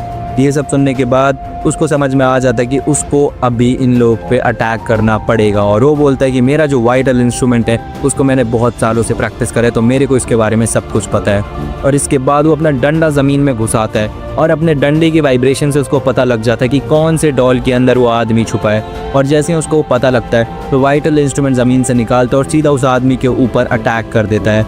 उसको अटैक करने के बाद वो सीधा दूसरे बंदे पर अटैक करता है और वो लोग एक ही अटैक में चित हो जाते हैं। तो वो जेंका भी बहुत ज़्यादा शौक होता है कि एक अटैक में कैसे मर गए, इन लोगों की तो ऐसी की तैसी, इनको तो कुछ आता ही नहीं, इनका काम तमाम हो गया। तो पीछे से एक आवाज़ आती है जैसा कि तेरा काम तमाम होने वाला है। तो गाइस जैसा कि हमने पिछले एपिसोड में देखा ही था कि इन लोगों के पीछे एक ग्रेडर्स पड़ जाते हैं और सारे के सारे सपोर्टर्स एग्जिट ढूंढने के लिए भागते हैं और उनको एग्जिट मिल भी जाती है। बट जब उस एग्जिट को वो गेट खोलते हैं तो वो ऊपर की तरफ सीढ़ी वहाँ पे जा रही होती है। तो क्रिस अपने बाकी लोगों को बोलता है कि तुम लोग ऊपर जाओ और चेक करके हमें बताओ कि हमें आना चाहिए या नहीं आना चाहिए, और वो उन लोगों को भेज देता है। और अब यहाँ पे सिर्फ 3 लोग बचे थे, तभी इनको यहाँ पर किसी आने का आभास होता है, मतलब यहाँ पे कोई आ रहा होता है। जूडो जब देखता है तो उसको लगता है जेंका होगा और उसने उन रेडर्स को हरा दिया, बट ये यहाँ पर जेंका नहीं था, ये कोई और था। ये उन्हीं का एक रेडर था जो यहाँ पर आ चुका था, जो कि लेट था उनके पास ज्वाइन करने में। वो बोलता है जूडो को देखकर कि सफ़ेद बाल, डार्कर एट द एंड्स, मतलब वो तू ही है जिसको हम ढूंढ रहे थे। और ये सुनते ही वो पीछे जाता है उसके और एग्जिट का पूरा गेट तोड़ देता है, जिसकी वजह से इन लोगों के भागने के सारे ऑप्शंस बंद हो जाते हैं। और इसको समझ में आ जाता है क्रिस को कि ये भी एक रेडर है, और यहाँ पे फिर ये एग्जिट को तबाह कर देता है। और इसने अपनी पावर यूज़ करी थी जो कि गिवर्स के पास होती है। वो सीधा बोलता है कि अगर उसने जूडो को लिया तो जूडो क्लीनर्स का हिस्सा है, तो अगर उसने उसको लिया तो अब वो क्लीनर से सीधा पंगा ले रहा है। तो ये बंदा बोलता है कि एक बात सुनो, मैं लेट हो चुका था, मेरे को डायरेक्शंस याद करने में दिक्कत होती है, इसलिए मैं अपनी टीम के साथ ज्वाइन नहीं कर पाया था। मेरे को तुम क्लीनर से कोई घंटा फ़र्क नहीं पड़ता है, और जब मैं यहाँ तक आया था तब तक मेरे बंदे जा चुके थे, उनको किसी ने हरा दिया था, तो इसलिए मैं तुम लोग को इतना टाइम देना नहीं चाहता तुम्हें हराने से पहले, बट तुम्हें टाइम देना पड़ गया मेरे को क्योंकि मैं लेट था। और फिर वो बोलता है क्रिस कि वहाँ पे एक और क्लीनर था उस कमरे में, उसका क्या हुआ? तो बंदा उसका कोई जवाब नहीं देता और फिर उससे पूछता है जूडो को कि अगर वो उसके साथ सही सलामत आना चाहता है तो चुपचाप मुंह पे उंगली रख के उसके पीछे चलना शुरू कर दे। उसके बाद वो जूडो का मास्क पकड़ लेता है और उस मास्क को नीचे फेंक देता है। फिर जूडो उससे कहता है कि उस क्लीनर वाले बंदे का तूने करा क्या, वो कहाँ पर है? तो जिसे सुन के वो बंदा बोलता है कि वो बंदा मेरे को बहुत तकलीफ दे रहा था, इसकी वजह से मैंने उसको बस वेनम दे दिया, जिसकी वजह से वो वहीं पर पड़ा हुआ है। वो अभी तक मरा नहीं है, पर शायद मेरे वेनम से वो मर भी जाए, किसको पता। वो अभी तो मेरा वेनम एंजॉय कर रहा है फिलहाल। उसके बाद वो अपनी रेडर्स की पावर निकालने लगता है और फिर अपना असली गिवर की जो पावर होती है उन लोगों को दिखाते हैं, जो कि होते हैं इसके क्लॉज। दोनों क्लीनर्स उसके ऊपर हमला कर देते हैं, बट उसका कोई फ़ायदा नहीं होता क्योंकि क्लीनर्स ज़्यादा स्ट्रांग होते हैं सपोर्टर्स से, और इस बंदे के पास गिवर की ताकत थी। इसने उस शक्ति से दोनों सपोर्टर्स को इधर उधर फेंक दिया था। और उसके बाद वो क्रिस की तरफ जा रहा होता है उसको पकड़ने के लिए, और अपने हाथ में पंजा बना लेता है। क्रिस उसको बोलता है कि मैं हर कीमत पर अपनी टीम को प्रोटेक्ट करूँगा, बिकॉज इसलिए मैं लड़ता हूँ, मेरे को कोई फ़र्क नहीं पड़ता मेरे सामने कोई है और कोई ना हो, जो भी होगा मैं उससे लड़ूंगा। वो रेडर बोलता है कि मैंने सुना था क्लीनर्स को झाड़ू पोछा करने के लिए कुछ लोग चाहिए होते हैं, तो वो सपोर्टर्स रखते हैं, और सपोर्टर्स तो वीकलिंग होते हैं, तो एक वीकलिंग कैसे किसी को प्रोटेक्ट कर सकता है? और फिर वो अपने पंजे बाहर निकाल लेता है। जिसे देख के जूडो उसको कहते हैं कि तू उससे लड़ नहीं सकता, पीछे हट। बट अब क्रिस कोई जवाब नहीं दे रहा होता है, और उसके बाद वो बंदा बोलता है कि तू मुझसे गुस्सा तो नहीं होगा ना? अगर मैं तुझे ये बताऊं कि मैंने शायद तेरे क्लीनर दोस्त को मार दिया, दरअसल हुआ ये था कि उसने जैसे अपने वेपन निकाले थे तो वो वेपन उसने सीधा क्रिस के पेट में भोंक दिया था, जिसकी वजह से उसका दिल जो था वो आर पार होने वाला था और फिर वो क्लॉ और अंदर घुसाता है, जिसकी वजह से उसका सीना चीर जाता है और उसके क्लॉज आर पार निकल जाते हैं। इसे देख के जूडो समझ नहीं पा रहा था हुआ क्या। क्रिस का तालिस्मान भी हवा में उड़ रहा होता है। फिर जूडो को अपने बचपन के दिन याद आते हैं जब वो एक दीवार पर बैठा हुआ था और रेगेटो वहाँ पे आता है, तो जूडो अपना सर दीवार में मार रहा होता है। तो रेगेटो उससे पूछता है कि उसने आखिरकार ये सब क्यों करा। तो जूडो बोलता है कि आप ही ने कहा था कि मैं किसी और को हर्ट ना करूँ। तो रेगेटो बोला था कि तो मैंने ये थोड़ी बोला था कि तुम खुद को हर्ट करना शुरू कर दोगे, तुम किसी भी बात का कोई और मतलब क्यों निकाल लेते हो। रेगेटो बोलता है कि मुझे तो लगा था कि तेरा पेन जो तेरे अंदर इतने सालों से वो बंद हो चुका है, बट मेरे गलत फहमी थी क्योंकि तू इस बंद कमरे से बाहर ही नहीं निकलता। फिर वो रूडो से पूछता है कि ये उसने ये सब आखिरकार करा क्यों। तो रूडो बहुत ज़्यादा कंफ्यूज होता है, उसको कुछ पता नहीं होता कि उसने सब करा क्यों। उसके अंदर कोई इमोशन कोई फीलिंग नहीं होती, सिर्फ एक इमोशन होता है और वो है एंग्री, जिसकी वजह से उसको सब लोगों पे गुस्सा आता रहता है। और ये गुस्सा क्यों है वो भी उसको नहीं पता, बस वो गुस्सा आता है सब पे। फिर रेगेटो समझ जाता है कि बचपन में इसके माँ बाप ने इसको लात मार के घर से निकाल दिया था, उसकी वजह से ये समझता है कि इसकी कोई वर्थ नहीं है इस दुनिया में, और इसी की वजह से वो चीज़ जो है वो गुस्से में बदल गई है और ये अब सब पे गुस्सा करने लगता है। तो अब वो जूडो को देखकर बोलता है कि वो वर्थलेस बिल्कुल भी नहीं है, अपने मन में कह रहा होता है सब। उसके बाद वो बोलता है कि अब जैसे कि तूने चोट लगा ली तो अब तू बाकी चीज़ एक्सपीरियंस कर, दुनिया की चीज़ एक्सपीरियंस कर, जो तेरे को पसंद है तू वो कर, तब तेरा गुस्सा शांत होगा। बट वो इस बंद कमरे में रहकर तो बिल्कुल भी नहीं होला, तेरे को बाहर निकलना पड़ेगा, तो इस बंद कमरे में तो हम कोई चीज़ एक्सपीरियंस नहीं कर सकते। और उसके बाद जूडो उसको प्रॉमिस करता है कि वो इस कमरे से बाहर निकलेगा। उसी दिन वो लोग पट्टी वट्टी कराने के बाद जूडो को लेकर वो बाहर जाता है। पहले वो लाइब्रेरी जाता है, फिर वो उसके साथ गेम खेलने के लिए जाता है और उसके साथ अलग अलग चीज़ें करता है, जिससे कि रूडो को थोड़ा थोड़ा मज़ा आने लगे किसी भी चीज़ में। बट रूडो किसी भी चीज़ में उतना इंटरेस्ट नहीं ले रहा था, चाहे वो कुकिंग हो, चाहे वो कटिंग हो, चाहे वो प्लेइंग हो, किसी भी चीज़ में। तभी वहाँ पर बोलता है वो रेगेटो कि अभी तो पहला ही दिन था, धीरे धीरे तेरे को आदत पड़ेगी तो तब तेरे को तेरा पैशन पता लगेगा। तभी रूडो की नज़र जाती है एक आदमी पे जो कि कचरा डंप कर रहा होता है। रूडो को ये देखकर सहा नहीं जाता और वो उसी कचड़े के डंप के पीछे भागने लगता है। रेगेटो उसके पीछे भागने लगता है और उसको समझ नहीं आता कि ये लड़का आखिरकार चाह रहा है। फिर रूडो उस हेलमेट को निकाल के जो उस आदमी ने फेंका था बहुत तेज़ी से रोने लगता है। रेगेटो उसको समझ नहीं आ रहा था कि आखिरकार रो क्यों रहा है। तो रेगेटो जब जूडो को देखकर बोलता है कि रो क्यों रहा है, तो रूडो बोलते हैं कि ये थोड़ा सा ही टूटा, बट उस आदमी ने इसको फेंक दिया जैसे कि इसको कोई वर्थ ही नहीं थी। इसको अभी भी फिक्स करके करा जा सकता है, बट वो लोग करना ही नहीं चाहते, तो उन लोगों की इसकी कोई कदर ही नहीं है। तो फिर ये रेगेटो समझ जाते हैं कि इसको उन चीज़ों की वर्थ होती है जो बाकी लोग फेंक देते हैं। और उसके बाद रूडो का जो पावर होता है, ऑरा होता है, वो हो जाता है 100+, क्योंकि इसने अपनी एक्टिवेट कर ली थी पावर। क्रिस समझ जाता है कि रूडो की पावर ये नहीं है कि हम किसी भी ऑब्जेक्ट को वाइटल इंस्ट्रूमेंट में बदल दे। हम सब इतने दिनों से गलत सोच रहे थे। रूडो की असली पावर ये है कि वो हर भी चीज़ को जो कि लोग फेंक देते हैं, हर ऑब्जेक्ट को उसकी ट्रू पोटेंशियल और ट्रू वर्थ पे ले जाता है। और अब रूडो के हाथ में था क्रिस का तालिस्मान, जिसकी वो इतनी पूजा करता था और इतनी ज़्यादा केयर करता था। और अब रूडो के पास वाइटल इंस्ट्रूमेंट की वजह से खतरनाक पावर आ जाती है और इसी पावर की मदद से वो उस बंदे से लड़ने वाला था। और वो बंदा भी इसे देख के बहुत खुश होता है कि काफ़ी टाइम बाद उसको एक बर्थडे ओपोनेंट मिला है, क्योंकि उसने ऐसी पावर देखी नहीं थी कभी। और वो उससे पूछने लगता है कि इसमें पावर कौन कौन सी है, क्या मैं गैस करूँ, क्योंकि तुझे तो मेरे को पता है कि कुछ पता है नहीं इस बारे में, क्योंकि तूने अभी करी है। वो क्रिस को थैंक्स बोलता है क्योंकि उसकी वजह से उसको वो बातें याद है जो कि उसको रेगेटो ने बोली थी कि वो काम करे जिसको करने में उसको अच्छा लगता है, जो उसका कोर उसको बोलता है, जो कि है वर्थलेस चीज़ों में वर्थ ढूंढना। रूडो के पास अब एक ऐसी ताकत आ गई थी जिसकी वजह से वो इस आदमी को तो आराम से हरा देगा। और उसके बाद वो बोलता है कि अब तेरी ऐसी की तैसी होने वाली है। वो बंदा बोलता है आखिरकार तेरा नाम है क्या, जिस पे रूडो जवाब देता है मेरा नाम है रूडो हरामजादे। और उसके बाद हम देखते हैं कि वो बंदा सीधे ऊपर रूडो पे ऊपर हमला कर देता है, बट रूडो बिना हिले उसे डॉज कर लेता है। दूसरी तरफ क्रिस की हालत ख़राब थी, बट वो अभी भी जिंदा था। और वो रूडो के बारे में बोलते हैं कि अब हमें उसकी चिंता करने की ज़रूरत नहीं है, उसने अपना मेन पर्पस ढूंढ लिया है और उसने अपनी ताकत भी एक्टिवेट कर ली और उसको समझ लिया है। उसके बाद हम देखते हैं कि उस बंदे ने इतनी ताकत से अटैक करता फिर भी रूडो उससे बच जाता है। वो बंदा वापस दीवार पे चढ़ता है और बोलता है कि ये बंदा नहीं बचेगा, और वापस रूडो पे हमला करता है। बट वो बार बार उसको डॉज कर लेता है और बिना किसी एफर्ट के डॉज करता है, एफर्टलेसली डॉज कर लेता है, एक ही जगह खड़े होकर बिना उसको हाथ लगाए। दरअसल क्रिस तालिस्मान से परे तो यही करता था कि सब लोग अनइंजर्ड और सेफली वापस आ जाए। तो अनइंजर्ड का मतलब तो यही होता है ना कि वो हर अटैक डॉज कर ले और एकदम सेफ्टी में रहे। तो इसी की वजह से इसके पास अभी बेस्ट डिफेंस है जो कि हो सकता है। तो ये बंदा समझ जाता है कि तू मेरे को डिफेंस कर सकता है बट तू मेरे को मार नहीं सकता। बट ये भूल जाता है कि ये रूडो है और रूडो पहले से एक अच्छा फाइटर था। डिफेंस तो उसको ये आइटम दे रही है, बट वैसे तो उसके पास अटैकिंग एबिलिटीज़ थी। और उसके बाद वो बोलता है कि मैं नहीं हूँ जो मारने की कोशिश कर रहा हूँ, कब से तू मारने की कोशिश कर रहा है और मैं डॉज कर रहा हूँ और अब मैं तेरे को दिखाता हूँ मैं। और हमला कर देता है वो रेड, और उसके बाद रूडो अपनी पावर से एक्टिवेट करता है और फिर उसके मुंह पर एक कस के मुक्का मार देता है, जिसकी वजह से वो 700 किलोमीटर दूर जाकर गिरता है। वो रेडर उसको कहता है कि वो बड़ी सी जो तूने समन करी है वो मेरे मूवमेंट्स तो प्रेडिक्ट कर पा रही है और काफ़ी टाइम बाद मेरे को एक वर्दी ओपोनेंट मिला है। तो बोलता है कि मैं तेरे को तब तक मारूंगा जब तक तेरा सर धरती के अंदर नहीं होगा, तो ये सब बोल के कोई फ़ायदा नहीं होने वाला।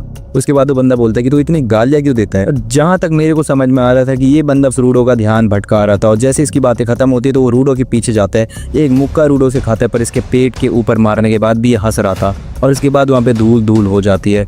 वो वहाँ पर पत्थर जो पड़े हुए थे उनका यूज़ करके रूडो के ऊपर सामान फेंक रहा था, और फिर मौका देख के रूडो के ऊपर हमला करने लगता है, पर ये हमला भी नाकाम जाता है और वो जो तालिस्मान की पावर होती है वो उसे रोक लेती है और वापस उसको पीछे फेंक देती है। बट इस पूरे टाइम में वो पिट रहा था, बहुत बुरी तरीके से पिट रहा था, बट उसके बाद भी उसकी हंसी रुकी नहीं रही थी। वो बार बार रूडो के ऊपर हमला करता है, बहुत तेज़ी से हमला करता है, बट उसका हर मूव हर बार एकदम फेल जाता है और वो पिट कर और आता है अलग से। रूडो लास्ट में उसके मुंह पर एक मुक्का मार के एक फिनिशर टाइप का अटैक देता है, जिसकी वजह से वो दीवार में जाकर गिर जाता है। जब दीवार पे लेटा हुआ था तो रूडो बोलता है कि क्या तूने हार मान ली, क्या अब और नहीं लड़ना। उसके बाद वो बोलता है कि मैं कब से मार खाए जा रहा हूँ, कि मैंने एक चीज़ नोटिस करी है तेरे अंदर, जो तेरा तालिस्मान की पावर है वो तेरे को सिर्फ उन लोगों से अटैक करता है और उन लोगों से डिफेंस करता है जो कि तेरे ऊपर हमला कर रहे हो, जो तेरे लाइफ थ्रेटनिंग हो। बट जब मैंने तेरे ऊपर पत्थर फेंके थे तब उसने तेरे को डिपेंड नहीं करा, क्योंकि वो चीज़ तो अपने आप आई थी बिना किसी इंटेंशन के। तो अब अगर मेरा वाइटल इंस्ट्रूमेंट है ये मैन केरा, जो कि आदमी को चीज़ देता है। और फिर ये बोलने के बाद वो अपने दिल के पार पार घुसा देता है।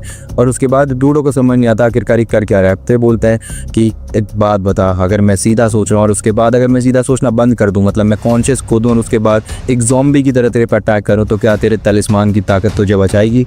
चल देखते हैं आज क्या होगा, या तो तू जीतेगा या तो मैं मरूंगा।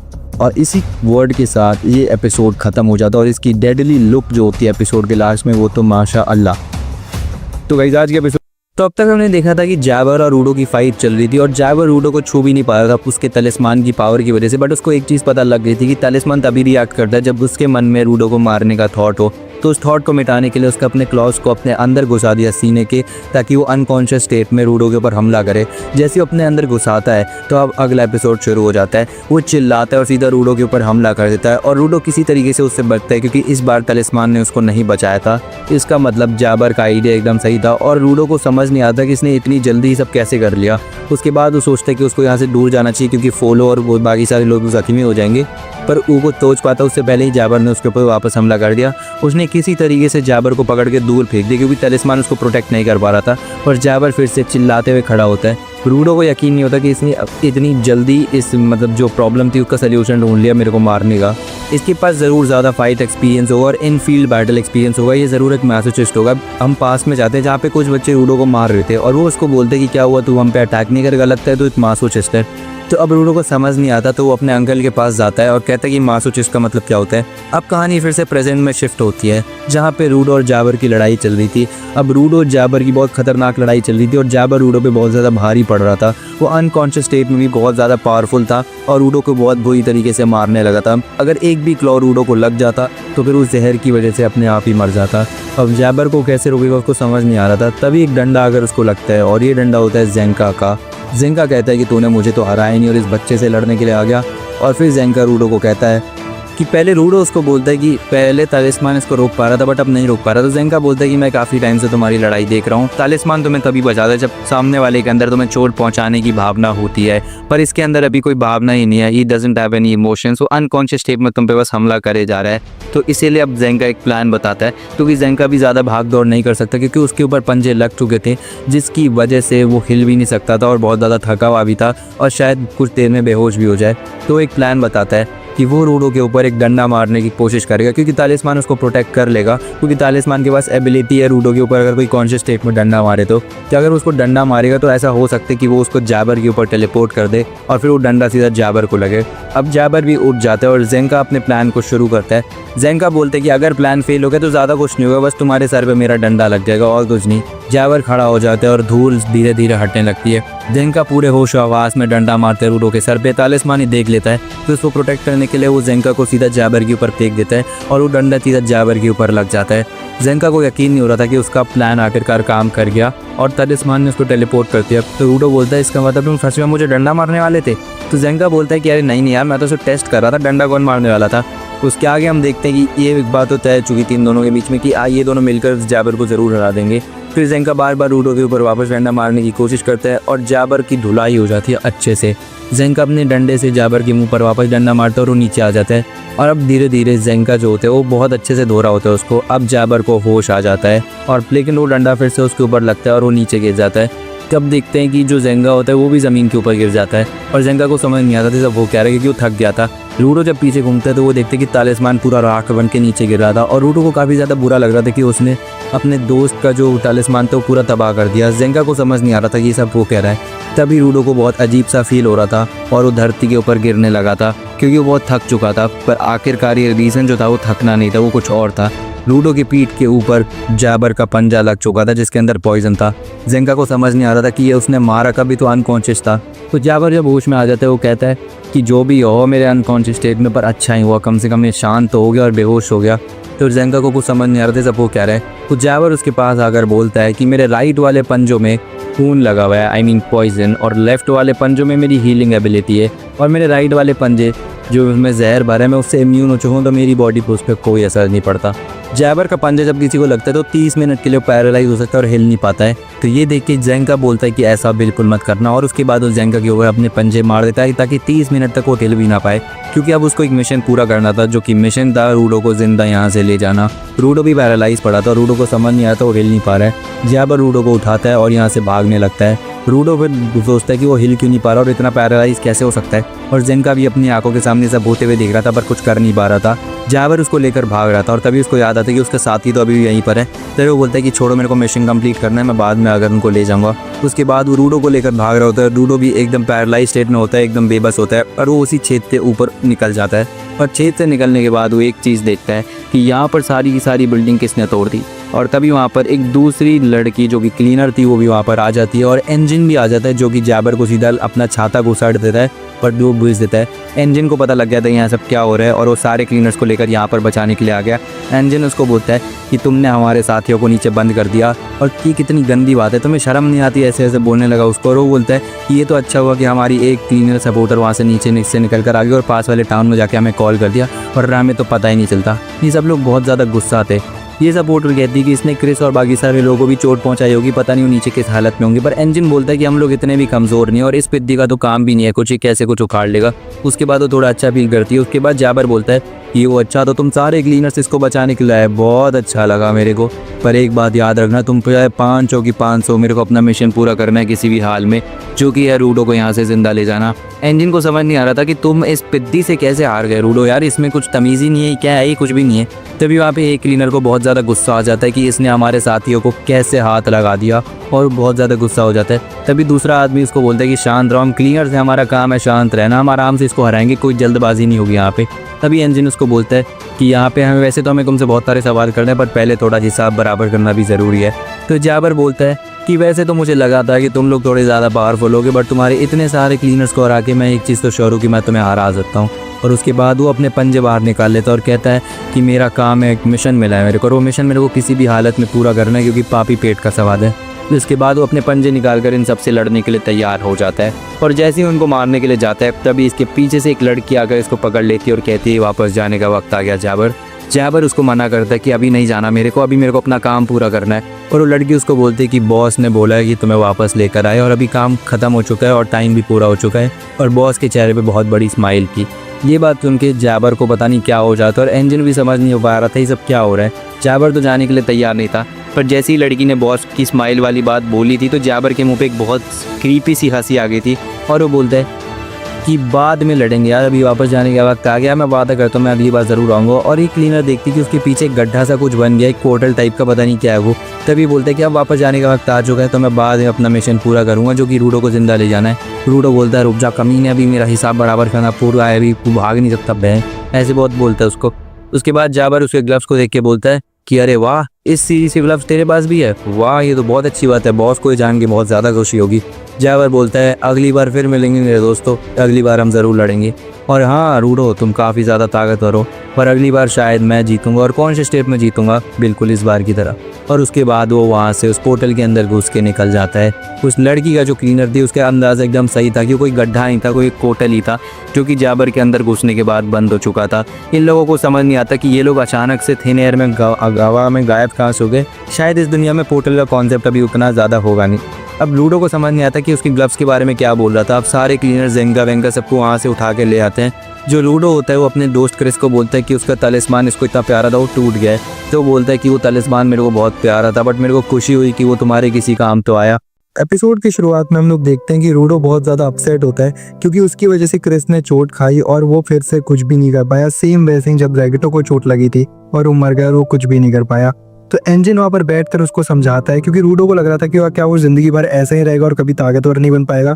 तो एंजिन उसको समझाता है कि क्रिस ने अपनी जान खतरे में डाली सारे लोगों को बचाने के लिए, और वो तुमको भी अपना परिवार ही मानता है, ना कि कोई स्पेराइट। और फिर वो उसको बोलते हैं कि अंदर चल के क्रिस से मिल लो। पर जब वो अंदर जाते तो देख के चौंक जाते हैं कि क्रिस तो बिल्कुल ठीक है और उसको कोई चोट वोट आई तो है बट वो एकदम ठीक हो रखा है। और ये देख के जूडो बहुत ज़्यादा चौंक जाता है क्योंकि उसको लग रहा था क्रिस को बहुत ज़्यादा चोट आई है। अब वो लोग उसको मजाक उड़ाने लगते हैं एंजिन वगैरह की। उसको लग रहा था कि वो मर गया इसलिए वो उदास बैठा हुआ था। तो रूडो बोलता है कि अगर तुम्हें इतनी पंजा तुम्हारे आर पार चला गया तो मेरे को तो यही रहेगा, तुम्हारी ऊपर की टिकट कट ली बेटे। जिसके आगे क्रिस उसको समझाता है कि मैं मर ही जाता अगर मेरे पास ये हीलर नहीं होती। तो हमारी ग्रुप की सबसे तगड़ी हीलर है और इसी की वजह से मैं ज़िंदा बचा हूँ। और क्रिस उस हीलर का शुक्रिया भी करता है उसकी जान बचाने के लिए। ये हीलर बहुत ज़्यादा शर्मीली होती है और किसी से बात नहीं करती। क्रिस पोलो को भी थैंक यू करता है क्योंकि वो हमेशा उसके साथ था। और वो रूडो को बोलता है कि तुम्हें तलिस्मान की ज़्यादा चिंता करने की ज़रूरत नहीं है, मैं खुश हुआ कि उसने तुम्हारा मदद करी और उसकी वजह से तुम लोग बच गए और उसने तुम्हारी हेल्प करी। और तुमने और जेंका ने भी आज बहुत तगड़ा काम किया है। तुम्हारे दुश्मन बहुत ज़्यादा मजबूत थे बट तुमने उनको फिर भी हरा दिया। एंजिन बताते हैं कि अब तो रेडर्स भी उनके साथ साथ लड़ने लगे हैं ट्रैश मॉन्स्टर के साथ। उनको रेडर से भी पंगा लेना पड़ेगा पर उनको भी संभालना पड़ेगा और रूडो इन सब के लिए तैयार था। तभी वहाँ पर एक नया बंदा आकर कहता है कि वो लोग बॉर्डर की बात कर रहे थे, इसका मतलब वो स्पीयर के बारे में जानकारी निकालना चाहते थे। अब रूडो जैसे पीछे घूमता है तो ये बोलता है कि ये नया क्लीनर कौन है। तो वो बोलता है कि अरे यही तो बॉस है। रूडो देखकर चौंक जाता है कि क्या ये बॉस है क्लीनर्स का, उसको यकीन नहीं हो रहा था।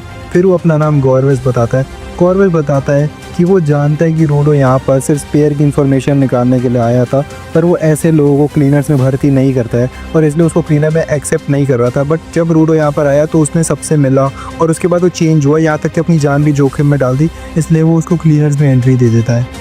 क्लीनर्स का लीडर रूडो को कहता है कि तुम आज से क्लीनर का पार्ट और मेरे ऑफिस में जल्दी, वहाँ पे तुम्हारे लिए इन्फॉर्मेशन और तुम्हारा क्लीनर का सूट रखा हुआ है। जैसे ही रूडो उसका पीछा करते करते उसके मेन ऑफिस में जाता है तो वहाँ पर वो बंदा रूडो को यूनिफॉर्म पहनने के लिए बोलता है और रूडो उसकी बात मानकर यूनिफॉर्म पहन लेता है क्लीनर्स का। तो आज से रूडो क्लीनर्स का एक पार्ट बन चुका था। उसके आगे हम देखते हैं कि वो कहानी बताते हैं कि एक औरत नो मैंस लैंड के आसपास ही बैठी रहती थी। तभी वहाँ पर एक मुसाफिर आता है जो कि बहुत भटका हुआ था और ऑलमोस्ट मरने वाला था। तो उस ट्रैवलर की मदद करती है वो औरत और वो ट्रैवलर उस औरत से पूछता है कि वो यहाँ पर क्या कर रही है। तो वो बोलते हैं कि वो स्पीयर से आए हुए लोगों को गिरते हुए देखती है और वो ये भी बोलती है कि उसने कई सारे लोगों को गिरते हुए तो देखा और वापस ऊपर जाते हुए भी देखा है जो कि जिंदा गए थे, मतलब मरे बिना भी ऊपर जाने का कोई रास्ता है। और अगर ऐसा कोई रास्ता है तो वो रूडो को ढूंढना पड़ेगा और उसी की मदद से वो ऊपर जा सकता है। रूडो को ये जान के काफ़ी खुशी होती है कि अगर उसने उन 2-3 लोगों में से एक को भी ढूंढ लिया तो ऊपर जा सकता है। पर ये बताता है कि वहाँ पर जाना इतना आसान काम भी नहीं है क्योंकि नो मैंस लैंड बहुत ज़्यादा खतरनाक है। और उसके बाद रूडो बोलता है कि चाहे वो कितना भी खतरनाक हो मेरे को कोई फ़र्क नहीं पड़ता, मैं ऊपर ज़रूर जाऊँगा। तभी वहाँ पर एंजिन आता है, वो रूडो को बोलता है कि उसका क्लीनर का यूनिफॉर्म उसे बहुत जच रहा है। फिर हमें जेंका का सीन दिखाया जाता है जो कि कोई तो चीज़ देख के बहुत ज़्यादा डर रहा था। अब हमें 6 घंटे बाद का सीन दिखाया जाता है जहाँ पर फोलो रूडो को बहुत ज़ोर से पकड़ के रखा था क्योंकि रूडो ज़बरदस्ती उस औरत को ढूंढने जाना चाहता था और फोलो उसको बोलता है कि वो जगह बहुत खतरनाक है, तुम नहीं जा सकते, बट रूडो किसी की नहीं सुनता। तभी एंजिन आकर उसको बोलता है कि तुम्हें क्या लगता है नो मैंस लैंड जाना बच्चों का खेल है जहाँ पे तुम मुँह उठा के चले जाओ। अब वो रूडो बोलता है कि तुम क्या बात कर रहे हो। एंजिन बोलता है कि अगर तुम अकेले वहाँ पे गए तो तुम एक दिन में मारे जाओगे। रूडो बोलता है तो इसका मतलब क्या तुम भी मेरे साथ चलने की बातें कर रहे हो क्या, सीधा सीधा बोलो।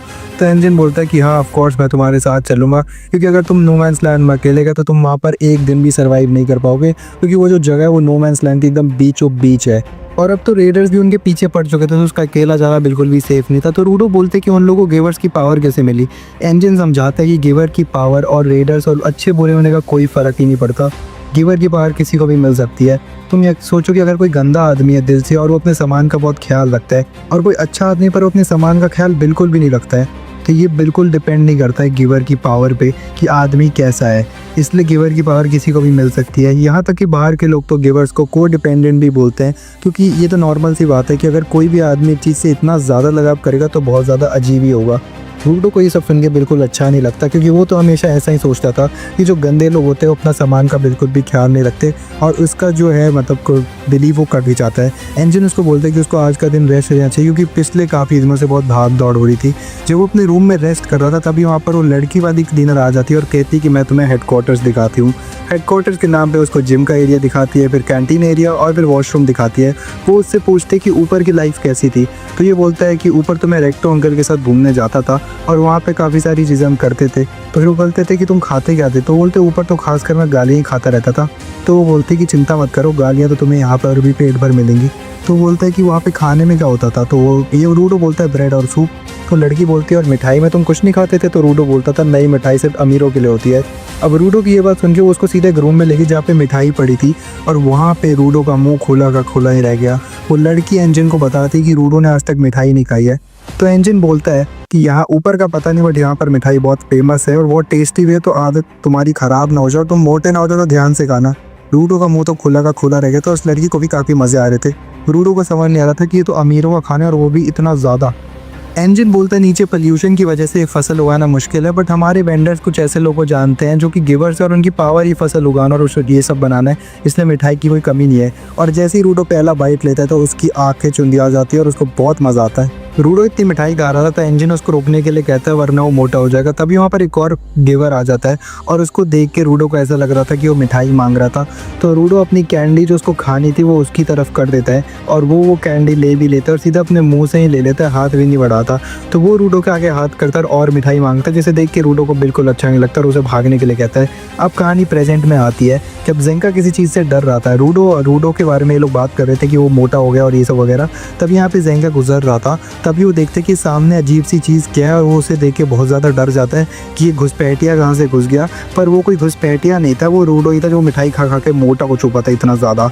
अब ये लोग रूडो को लेकर यहाँ पे ट्रेनिंग कराने लाते हैं, जिससे एक चाकू भी ट्रांसफॉर्म हुआ नहीं जा रहा था। एंजिन उसका मजाक उड़ाता है कि तुम मिठाई खा खा के अपनी पावर यूज़ करना ही भूल गए हो क्या। तो रूडो को समझ नहीं आ रहा था कि वो कोई भी चीज़ अब यूज़ क्यों नहीं कर पा रहा, उसको वेपन में क्यों नहीं बदल पा रहा। वरना ये चाकू तो इतनी नॉर्मल सी चीज़ है, उसने तो इतनी बड़ी बड़ी चीज़ें मतलब वेपन्स बना लिए थे। जेंका को अब सब समझ में आ जाता है। वो बोलता है कि रूडो हमेशा टूटी हुई चीज़ों को ही अपना वेपन बनाता था, क्योंकि उसका लगाव टूटी हुई चीज़ों से ही था। तो उसे टूटी हुई चीज़ों को ही वेपन में बदल सकता है, यानी भंगार को।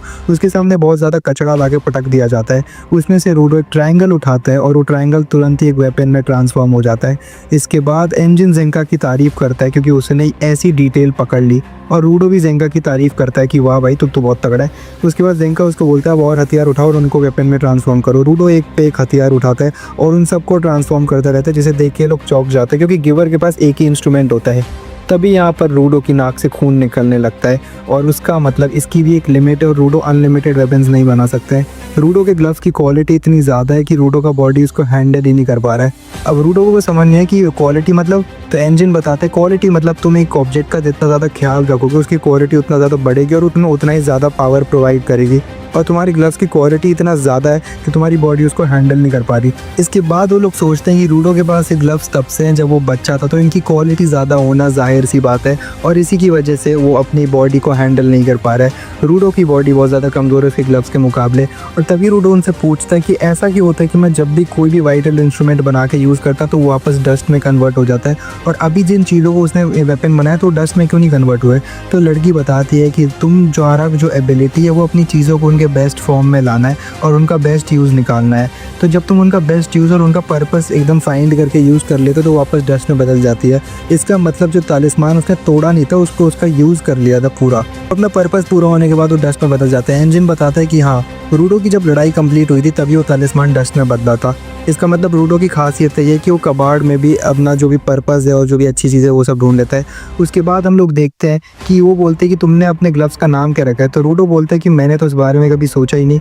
दरअसल इन सब के वाइटल इंस्ट्रूमेंट का कोई ना कोई नाम ज़रूर होता है और रूडो से जब वो पूछा जाता है तो उसके पास कोई नाम नहीं होता। जैसे कि इस लड़की के कैची का नाम रीपर होता है, इसके अम्ब्रेला का नाम अम्ब्रिका ऐसा कुछ होता है और इस बंदे के स्टाफ का नाम असिस्टाफ होता है शायद।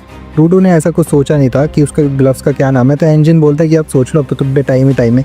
तभी हमें रेडर्स का सीन दिखाया जाता है जहाँ पे अपने बॉस को कुछ आकर बोलते हैं तो उनका बॉस अलग अलग चीज़ें बोलने लगता है, वाइटल इंस्ट्रूमेंट, स्टाफ, रूडो की वो ग्लव्स और सीरीज ऐसा कुछ। तो लास्ट वाले एपिसोड में जैसा कि हम सबको पता चल गया था कि रूडो सिर्फ अपनी पावर्स कचड़ों पर इस्तेमाल कर सकता है और उन्हीं को वेपन्स या वाइटल इंस्ट्रूमेंट में बदल सकता है। तो आज पहले एपिसोड की शुरुआत होती है, रूडो अपने ग्लव्स धो रहा होता है और उसके हाथों में बहुत ज़्यादा जलन हो रही होती है और वो बहुत ज़्यादा चीख रहा होता है। पर जैसे वो बाहर आता है तो वो देखते हैं कि एक लड़की रात में इतनी लेट उसके कमरे में बैठी हुई है, जिसको देख के वो चौंक जाता है। वो उस लड़की से पूछते हैं कि वो यहाँ पर क्या कर रही है, तो वो बोलती है कि तुम्हारी चीखने की आवाज़ मैंने सुनी, तो मेरा कमरा तुम्हारे ऊपर ही था, तो मैं खिड़की के थ्रू इस कमरे में घुस गई तुम्हें देखने के लिए, और तुम्हारे हाथों क्या वो जल गए? तो रूडो इसका कोई जवाब नहीं देता और वो बस एक ही चीज़ बोलता है कि ये तो तुम्हें मेरे कमीने पेरेंट्स से पूछना पड़ेगा। तो फिर वो लड़की उसे एक ही चीज़ बोलती है कि हमें अपने पेरेंट्स से बहुत सारी चीज़ें मिलती है, कुछ अच्छी होती है और कुछ बुरी, और यही लाइन बोलकर वो खिड़की के थ्रू ही वहाँ से निकल जाती है। और अब रूडो सो जाता है। अगले दिन जो क्लीनर्स का लीडर होता है वो इनको बोलता है कि तुम्हें नो मैंस लैंड जाने के लिए फुल मास्क लगेगा, पर वो अभी तक तैयार नहीं हुआ है, तो तुम बाकी की प्रिपरेशंस कर लो। रूडो बोलता है कि फुल फेस मास्क है, तो वो बोलता है कि जब हम न्यू मैंस लैंड में जाता है तो हर क्लीनर को एक फुल मास्क पहनना होता है, पर अभी वो तुम्हारा मास्क बना नहीं, क्योंकि वो जो मास्क जो बंदा बनाता है वो बहुत डेडिकेटेड है और अगर हम उसको जल्दी बनाने के लिए बोलते हैं तो वो और लेट बना देता है, गलती से, मतलब जानबूझ के नहीं, इसलिए उसको बनाने में थोड़ा टाइम लगेगा, तो हम बाकी की प्रिपरेशंस कर लेते हैं। तो वो बोलता है कि वैसे तो वो अच्छा आदमी है, पर अगर तुम्हें जल्दी करना है तो तुम लोग जाके सुरक्षा कवच बनवा लो। तो वो जो लेडी वहाँ पर बैठी होती है काउंटर पे, वो बोलती है कि तुम्हें एक क्लीनर के पास जाना पड़ेगा, एक गिवर के पास, जिसके पास ऐसी शक्ति है जिसके थ्रू वो तुम लोग के ऊपर सुरक्षा कवच लगा देगा। वैसे तो वो यहीं डोलता रहता है, पर आजकल वो आ गया है, तो तुम ही लोगों को उसके शहर जाके उससे बात करनी पड़ेगी, क्योंकि वो आजकल यहाँ पर आ नहीं है। इसके लिए लोग मान जाते हैं और रूडो से पूछते हैं कि हम लोग कहाँ जा रहे हैं, तो वो बोलते हैं कि हम लोग कैनवस शहर या ऐसे कोई शहर का नाम लेता है, उधर जा रहे हैं। एंजिन रूडो को उसकी टीम दिखाते हैं जो कि नो मैंस लैंड जाने वाली है, उसके साथ रिसर्च के लिए, जिसमें बहुत सारे क्लीनर्स भरे थे। वैसे तो हर टाइम 5 सपोर्टर्स को लेके चलते, बट नो मैंस लैंड में जितने ज़्यादा गिवर्स होंगे उतना ज़्यादा बेटर होगा, क्योंकि सपोर्टर्स कमज़ोर होते तो वहाँ पे उनके मरने के चांसेस ज़्यादा रहते हैं, इसलिए यहाँ पर ज़्यादा से ज़्यादा गिवर की पावर वाले ही लोग हैं। तो उसके आगे हम लोग देखते हैं कि वहाँ पर एक बंदा खड़ा हुआ होता है जो कि रूडो के पास चिल्ला कर आकर कहते हैं कि मैंने तुम्हारी लाइफ स्टोरी सुनी है और तुम्हारे साथ जो भी हुआ बहुत गलत हुआ और मैं तुम्हारे साथ हूँ और मैं उन कमीनों को छोड़ूंगा नहीं, और वो चिल्ला के कहता है। और वो रूडो को उनकी टीम ज्वाइन करने के लिए बोलता है, पर तभी दूसरा क्लीनर वहाँ पर आकर उसको रोक देता है और वो कहता है कि इसको एंजिन अपने साथ लाए, तो वो एंजिन की टीम में ही जाएगा। और वो रूडो को बोलता है कि ये थोड़ा चिल्ला के बात करता है, पर ये दिल का बहुत अच्छा आदमी है, तो इसकी बातों का बुरा मत मानना और थोड़ा शांति रहना, इसके सामने अच्छा इंसान है। उसके बाद ये लोग इसको अपनी स्पीच देने के लिए बोलते हैं, जो कि हर मिशन से पहले देते हैं, और सब लोग अपने कान में रूई ठूस लेते हैं। उसके बाद ये नो मैंस लैंड जाता है और बोलता है कि हम लोग जा रहे हैं नो मैंस लैंड और रास्ते में गड्ढे ज़रूर होंगे, पर हम रुकेंगे नहीं, क्योंकि हमें क्लीनर्स गिवर्स की शक्ति वाले, ये सब बोल के और सब लोग और चिल्लाने लगते, सब हाइप अप हो जाते हैं। उसके बाद ये लोग जा रहे होते हैं उसी शहर में उस बंदे से सुरक्षा कवच लेने के लिए, जो कि एक ढलान के नीचे पूरा शहर बना हुआ था और उस शहर की दीवारों पर हर जगह पेंटिंग्स बन रखी थी। तो रूडो को ये देखकर बहुत अजीब सा लगता है कि ये सब क्या चल रहा है यार। रूडो उससे पूछते कि क्या यहाँ पे सारे शहर ऐसे हैं, तो वो बोलता है कि ये ढलान के नीचे इसलिए ताकि ऊपर से जो कचड़ा है उससे किसी की मौत ना हो जाए, क्योंकि इस दुनिया में कचड़े से लोगों का मरना बहुत आम बात है। उसके बाद यहाँ पर रूडो देखता है कि कुछ लोग इस शहर के अंदर नहीं जा पा रहे, क्योंकि वहाँ पर एक अजीब सी वॉल थी या इनविजिबल वॉल थी, इसलिए नहीं जा पा रहे थे। बट जो क्लीनर्स होते हैं उन्हीं के बाजू से अंदर घुस जाते हैं और उनको कुछ भी नहीं होता, कि वो एकदम नॉर्मली घुसते हैं, उनको कोई बैरियर कोई ब्रेक कुछ भी नहीं लगता। तो वो लोग रूडो को भी बोलते हैं अंदर आओ, और रूडो अंदर घुस जाता है। एंजिन बताता है कि जिनकी नीयत में खोट होता है वही लोग नहीं आ पाते, और जिनकी नीयत में खोट नहीं होता वो लोग आ पाते हैं। ये वाला सीन है। अब अंदर यहाँ पर पूरी पेंटिंग बन रखी होती है, तो रूडो बोलते हैं कि क्या हम यहाँ पे किसी आर्टिस्ट आर्ट वार्ट इतनी आर्ट क्यों है, तो वो बोलते हैं कि इन लोगों ने शहर इसलिए बनाया था ताकि ये लोग यहाँ पे खुले आम आर्ट कर सके और खुले आम पेंटिंग कर सके। रूडो बोलते हैं यहाँ पे किसी पेंटर से मिलने आए हैं क्या? एंजिन बताता है कि नहीं, हम जिस आर्टिस्ट से मिलने हैं उसके पास गिवर की ऐसी शक्ति है कि वो किसी के ऊपर भी आर्ट बना के उस पर सुरक्षा कवच लगा सकता है, और उसी बंदे ने शहर के बाहर जो तालिस्मान वाली पावर से सुरक्षा कवच लगाया, जिससे कि बुरे लोग इस शहर के अंदर ना पाए और ये एक सेफ जोन में रहे, मतलब सेफ रहे। उसके आगे हम लोग देखते हैं कि वो लोग अंदर घुस नहीं पाते क्योंकि उनकी नीयत में तो खोट है। उसके आगे रूडो और एंजिन यहाँ से जाने लगते हैं, पर तभी क्या होता है, इंजन बातों बातों में इतना खो जाता है कि सामने से एक लड़की आती है बहुत तेजी से भागते हुए और वो इंजन से टकरा जाती है और फिर वो लड़की रोने लगती है और रोते रोते बिना इंजन को कुछ बोले वहाँ से भाग जाती है। इंजन और सबको बड़ा अजीब सा लगता है क्योंकि सबको लग रहा होता है कि इंजन ने उस औरत को रुला दिया, उस लड़की को। उसके बाद वो एक आदमी वहाँ पर आता है और कहता है कि अच्छा तो तुम लोग आ ही गए। इंजन बोलता है कि हम यहाँ से पॉर के ऐसा कुछ नाम था क्लीनर का, उससे मिलने के लिए आए हैं। तो बंदा बोलता है कि वो तो आज सुबह ही मर गया। मतलब ये क्या बात हुई। इसके आगे लोग उधर जाते हैं और वहाँ पर सच में बॉर्ग की डेथ हो रखी होती है, डेथ हो रखी है। तेरा इंजन कहता है कि ये सब सच है। तो वो बोलता है कि इसकी जो डेथ हुई है वो पॉल्यूशन की वजह से हुई है। पॉल्यूटेड जोन में पेंट करने चला गया था क्योंकि इसको सेफ जोन में पेंट करके मज़ा नहीं आ रहा था और पेंट करने में इतना मजबूर हो गया होगा कि इसने अपना मास्क भी उतार दिया होगा। इसके बाद यहाँ पर लूडो को याद आता है कि उसने एक बार बॉर्ग को अपने मतलब पेंट करते हुए देखा था और उसको एक बार मिल रखा है, जिसको देख के लूडो को बिल्कुल अच्छा नहीं लगता क्योंकि उसकी डेथ हो चुकी है। तो ये क्लीनर लूडो को बोलता है कि यहाँ पर पोल्यूशन से डेथ होना बहुत ही आम बात है। तभी वो बोलता है यहाँ का मेयर कि बॉर्ग ने पहले अपना वारिस चुन लिया था जिसको ये पूर्वजों से उसको जो मिला था वाइटल इंस्ट्रूमेंट पास ऑन किया जाएगा, और वो और कोई नहीं यही लड़की थी जिसका नाम था रेमलिन, और इस लड़की को ये देने वाला है ये इंस्ट्रूमेंट। तो उसको पता नहीं है वाइटल इंस्ट्रूमेंट एक्टिवेट कैसे होता है, पर जैसे ही ये उस बंदे को मिला था बॉर्ग को तो ये अपने आप ही वाइटल इंस्ट्रूमेंट बन गया था और उसके पास गिवर की पावर आ गई थी। इसको कैसे ऑन करते हैं वो सब तो कुछ नहीं पता, पर रेमलिन ही है जिसको बॉर्ग चाहता था कि उसको ये पेन मिले और ये ब्रश मिले, क्योंकि वो दोनों भाई बहन की तरह रहते थे और बॉर्ग के बाद उसी को ये पेन मिलनी थी। बट ये तो बहुत छोटी बच्ची, तो क्या ये इतना प्रेशर हैंडल कर पाएगी। बोलो लूडो को समझाता है कि किसी ऑब्जेक्ट को वाइटल इंस्ट्रूमेंट बनाने के लिए उसकी बहुत ज़्यादा केयर करनी पड़ती है, बट कुछ लोगों में ये एबिलिटी पहले से ही होती है कि वो छूकर ही किसी चीज़ को वाइटल इंस्ट्रूमेंट बना सकते हैं। और ये बहुत कम ही होता है कि जनरेशन टू जनरेशन कोई ब्रश पास करा जाए, कोई वाइटल इंस्ट्रूमेंट पास करा जाए, और ये बहुत रेयर ही होते हैं, तो हर बार ऐसा नहीं होता है। इसके आगे हम देखते हैं कि वो आदमी इन सबको समझाता है कि जो लड़की है उसको ये वाइटल इंस्ट्रूमेंट मिल तो जाएगा, पर मैं नहीं जानता कि कब इसकी पावर एनेबल होगी वगैरह वगैरह। और ये और ये दोनों भाई बहन की तरह रहते, इसके लिए पावर मिली थी इसको। और ये जो मेयर है शहर का, ये मेयर इसलिए बना था क्योंकि उसको लोगों को आर्ट बनाना बहुत ज़्यादा पसंद था और गॉर्ग भी बहुत ज़्यादा आर्ट बनाता था। इंजन ने खुद उसको काफ़ी बार अपने एरिया में देखा था, वो कभी भी आता था और कभी भी चले जाता था। इंजन बहुत दुखी था क्योंकि आज के बाद वो उस बंदे या उस स्माइल को कभी भी नहीं देख पाएगा, और ये सब लोग बहुत ज़्यादा उदास हो रखे थे। तभी इंजन रेमलिन को कहता है कि तुम्हें उदास होने की कोई ज़रूरत नहीं है, हम दोबारा ज़रूर आएंगे। तभी रेमलिन बोलते कि आप बहुत हुआ, उदासी ख़त्म करो, ये जश्न मनाने का टाइम है। जिसे सुनकर ये सारे लोग चौंक जाते हैं। रेमलिन जाती है और उस बुढ़ाऊ से उसका ब्रश लेकर ऊपर भाग जाती है छत की तरफ। सब लोग उसके पीछे भागते हैं और तभी वहाँ पे वो कहती है कि गौर जहाँ पर भी है वो कभी नहीं चाहेगा कि हम उसके लिए रोते रहे या फिर सैड बैठे रहे, वो यही चाहेगा कि हम लोग जश्न मनाएं और खुश रहे। वो ब्रश को निकालती है और वो उसी टाइम पर गिवर बन जाती है और अपनी पावर को एनेबल कर लेती है और पूरे हवा में स्काई शॉट्स फैलने लगते हैं। पूरा एरिया गिवर की पावर से एनेबल हो जाता है और पूरा स्काई शॉट हो जाता है आसमान। सारे लोग ये लोग देखते हैं। जो अभी आर्टिस्ट होते हैं शहर का, वो सारे लोग भी चिल्लाने लगते हैं और सेलिब्रेट करने लगते हैं और अपने अपने ब्रश उठाते हैं। रूडो कोई सब देख के बहुत ज़्यादा चौंक रहा था और उसको अपने जो अंकल है उसकी याद आ जाती है। फिर ये बंदा बोलते हैं कि शायद तुम लोगों को जिस चीज़ के लिए तुम लोग आए उसके लिए काफ़ी ज़्यादा वेट करना पड़ेगा। इंजन बोलता है कोई बात नहीं, हम लोग वेट करने के लिए तैयार है। और ये शहर कैनवास शहर खुशियों का शहर है, फेस्टिवल्स का शहर है।